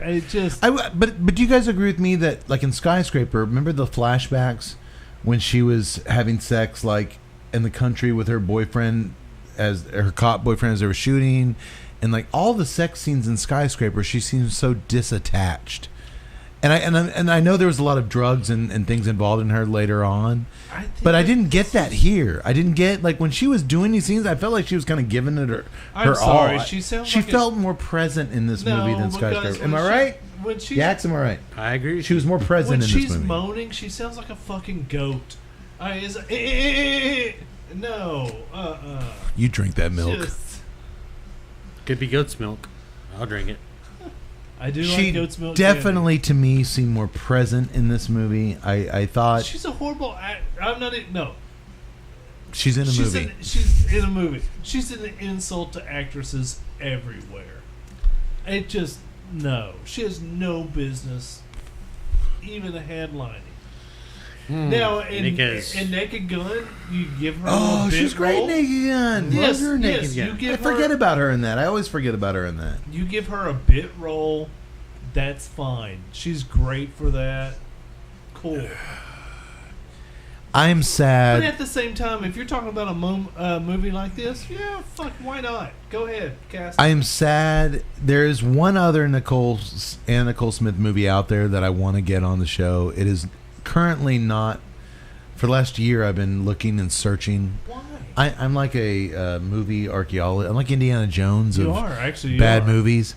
It's called Illegal Aliens, and I thought we could address some current topics Actually, that makes sense. with that. I mean, granted, she's an alien from out of, but still, Oh. it's Illegal Aliens. And Nicole Smith made a heady movie about illegal immigration. There was some head given in it. Do I need to go back to my notes? She went downtown on devoured his wiener. But no, I do want, if that ever becomes available, I do want to, God, I hope because it it'll give us a does. chance to address some topical I stuff. hope it never does. We could do that in so many other films, but no. Well, I mean, granted, there's really serious Skip Martin movies that address stuff, and I could really give a shit about those. I want to do an Anna Nicole Smith illegal immigration movie, but Of course you do. as of now, that's not available. So thank this God. might be our say la vie to Anna Nicole for a while. So I hope so. Saddens me. I hope you had fun listening to it. I had fun talking about it. Yes. I'll tell you this. I hate this movie. I hate that I wasted all the hours devoted to it. It was a complete waste of time. Yeah, I loved the conversation. Yeah, that's what we do. So we're going to try, I say that with no commitment whatsoever, to do some newer movies over the next few months. Some new stuff that people are talking about. You can watch it and then come and get our unique take on it. But we'll always mix in some stuff like To the Limit that maybe you haven't discovered yourself. We're also going to be featuring some new cigars. Oh, yes. And some, it's going to be hard for a beer to match up to this one. This is an excellent one. So I'm assuming from you guys, we are 2 out of 3 thumbs up tonight. Beer cigars are thumbs up, movie Yes. thumbs down. Okay. I agree. I'm going to go Don't 3. watch this movie. I'm going to go 3 if, thumbs up. If you ever have an inkling of a desire to watch this movie, don't. Hold on. Listen to this I'm podcast. going 3 thumbs up. Because this podcast is way better than the movie. I'm going 3 thumbs up. 1, 2. Let me picture that bathtub scene. There we go. Yeah, we're going to do it again in 2 weeks. And the doctor will be here. A lot of this shit was made for the doctor. it was. And I actually made him watch this movie, and he couldn't be here. We had to readjust some schedules. Links? Oh, hit us at TNCC Cast for the Twitter feed. Go TNCC_podcast for the Instagram feed. You can join us on Facebook, Tuesday Night Cigar Club. You can subscribe to us on YouTube, Tuesday Night Cigar Club. You can go to our that thing that we have on the thing that connects everybody in the world together. Oh yeah, the internet. Go to www.tuesdaynightcigarclub.com. If you're going to buy a cigar, hey, if you're going to shop at Famous, come to our site, hit the link, then buy your cigars there. And do the promo code TNCC20. Yep. And you will get 20% off. No, $20 off $100 spent. That's 20%. But if you spend over over $100, you don't get 20% off. Oh, It's $20 off $100. Yes. So if you spend $120, you still just get $20 off. All right, so $20 off. So that's Still pretty damn good. That's pretty good. It is good. It's going to be bad, boys. Happy New Year. Happy New Year. Effing New Year. More news to come as far as our travel schedule this year and what we're doing. Should know that soon. Go check out our top 10 list. Go buy those cigars on Famous using our code. I'm proud of our top 10 list this year. Yes. Man, we had some stuff on there that, it was weird. We had some stuff on there that I thought was random, like the My Father Opulencia, and that showed up on Cigar Aficionado top 25. I'm like, oh, okay. We're just like a Cigar Aficionado. But you know what? But for the first time, we had some newbies on the list. And I just thought it was a really good representation of our palate. I agree.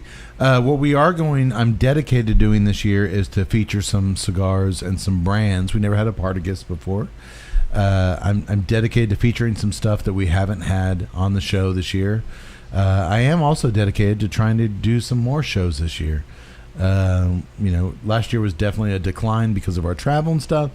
But you know what? That doesn't start till late in the year, so I'd like to do some more shows.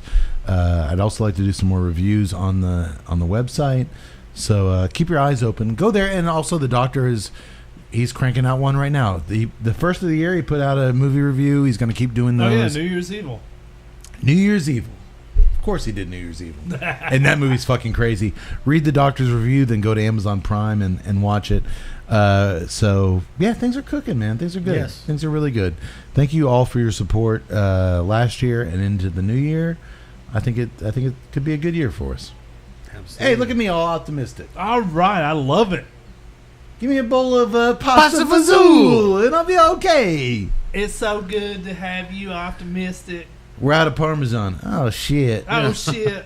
So we'll leave you with that, boys and girls. Appreciate your time. Appreciate you digging what we do. If you've gotten this far, then you do dig what we do. Oh, yes. And I'm sorry for all the Wang jokes. No, you're not. No, I'm not at all. No, you're not. And I'm going to make a ton of them after. I'm still sticking my dick in your mashed potatoes tonight. Where are they? Where'd you hide them? They're outside. There's no outside I was supposed to say potatoes. cold mashed potatoes. There's no outside mashed potato. You were lying the whole time. I weren't you? was. Absolutely. May the wings of mashed potatoes. May the wings of liberty never lose a feather. Let's just say this, boys. Sayonara, motherfuckers. We'll see you next time.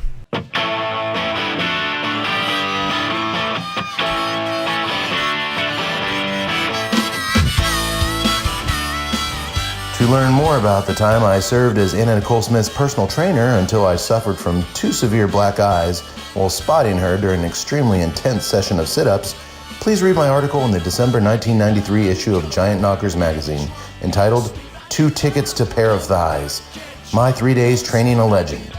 Get it? It's 2 tickets to pair of thighs, a clever play of words based on that classic Eddie Money song. And somewhat ironically, I would go on to train Eddie Money himself years later, but I'm not able to discuss that due to an ongoing lawsuit. Let's just say he wanted to take me home tonight, and I definitely don't want to go back. Those are also Eddie Money references. Oh boy, I have really made some missteps over the years, guys. So happy stupid New Year's, everyone. And in the meantime, to learn more about the cigars and libations enjoyed on tonight's episode, you can visit Partagas.com and HopFusionAleWorks.com. For more on O'Brien's Irish Pub, the live music leader in Central Texas, please visit o'brienstemple.com and download their free smartphone app, where you'll find full beer listings including over 40 on tap, menu information, and a calendar of upcoming live events. To listen and purchase music heard on tonight's program, check out www.fritzbeermusic.com. Thank you for listening to the Tuesday Night Cigar Club podcast. This is Keith A. Howell saying until next time, friends, unless we see you sooner at the pub. So keep it smoky, and for God's sake, keep it ballsy as well.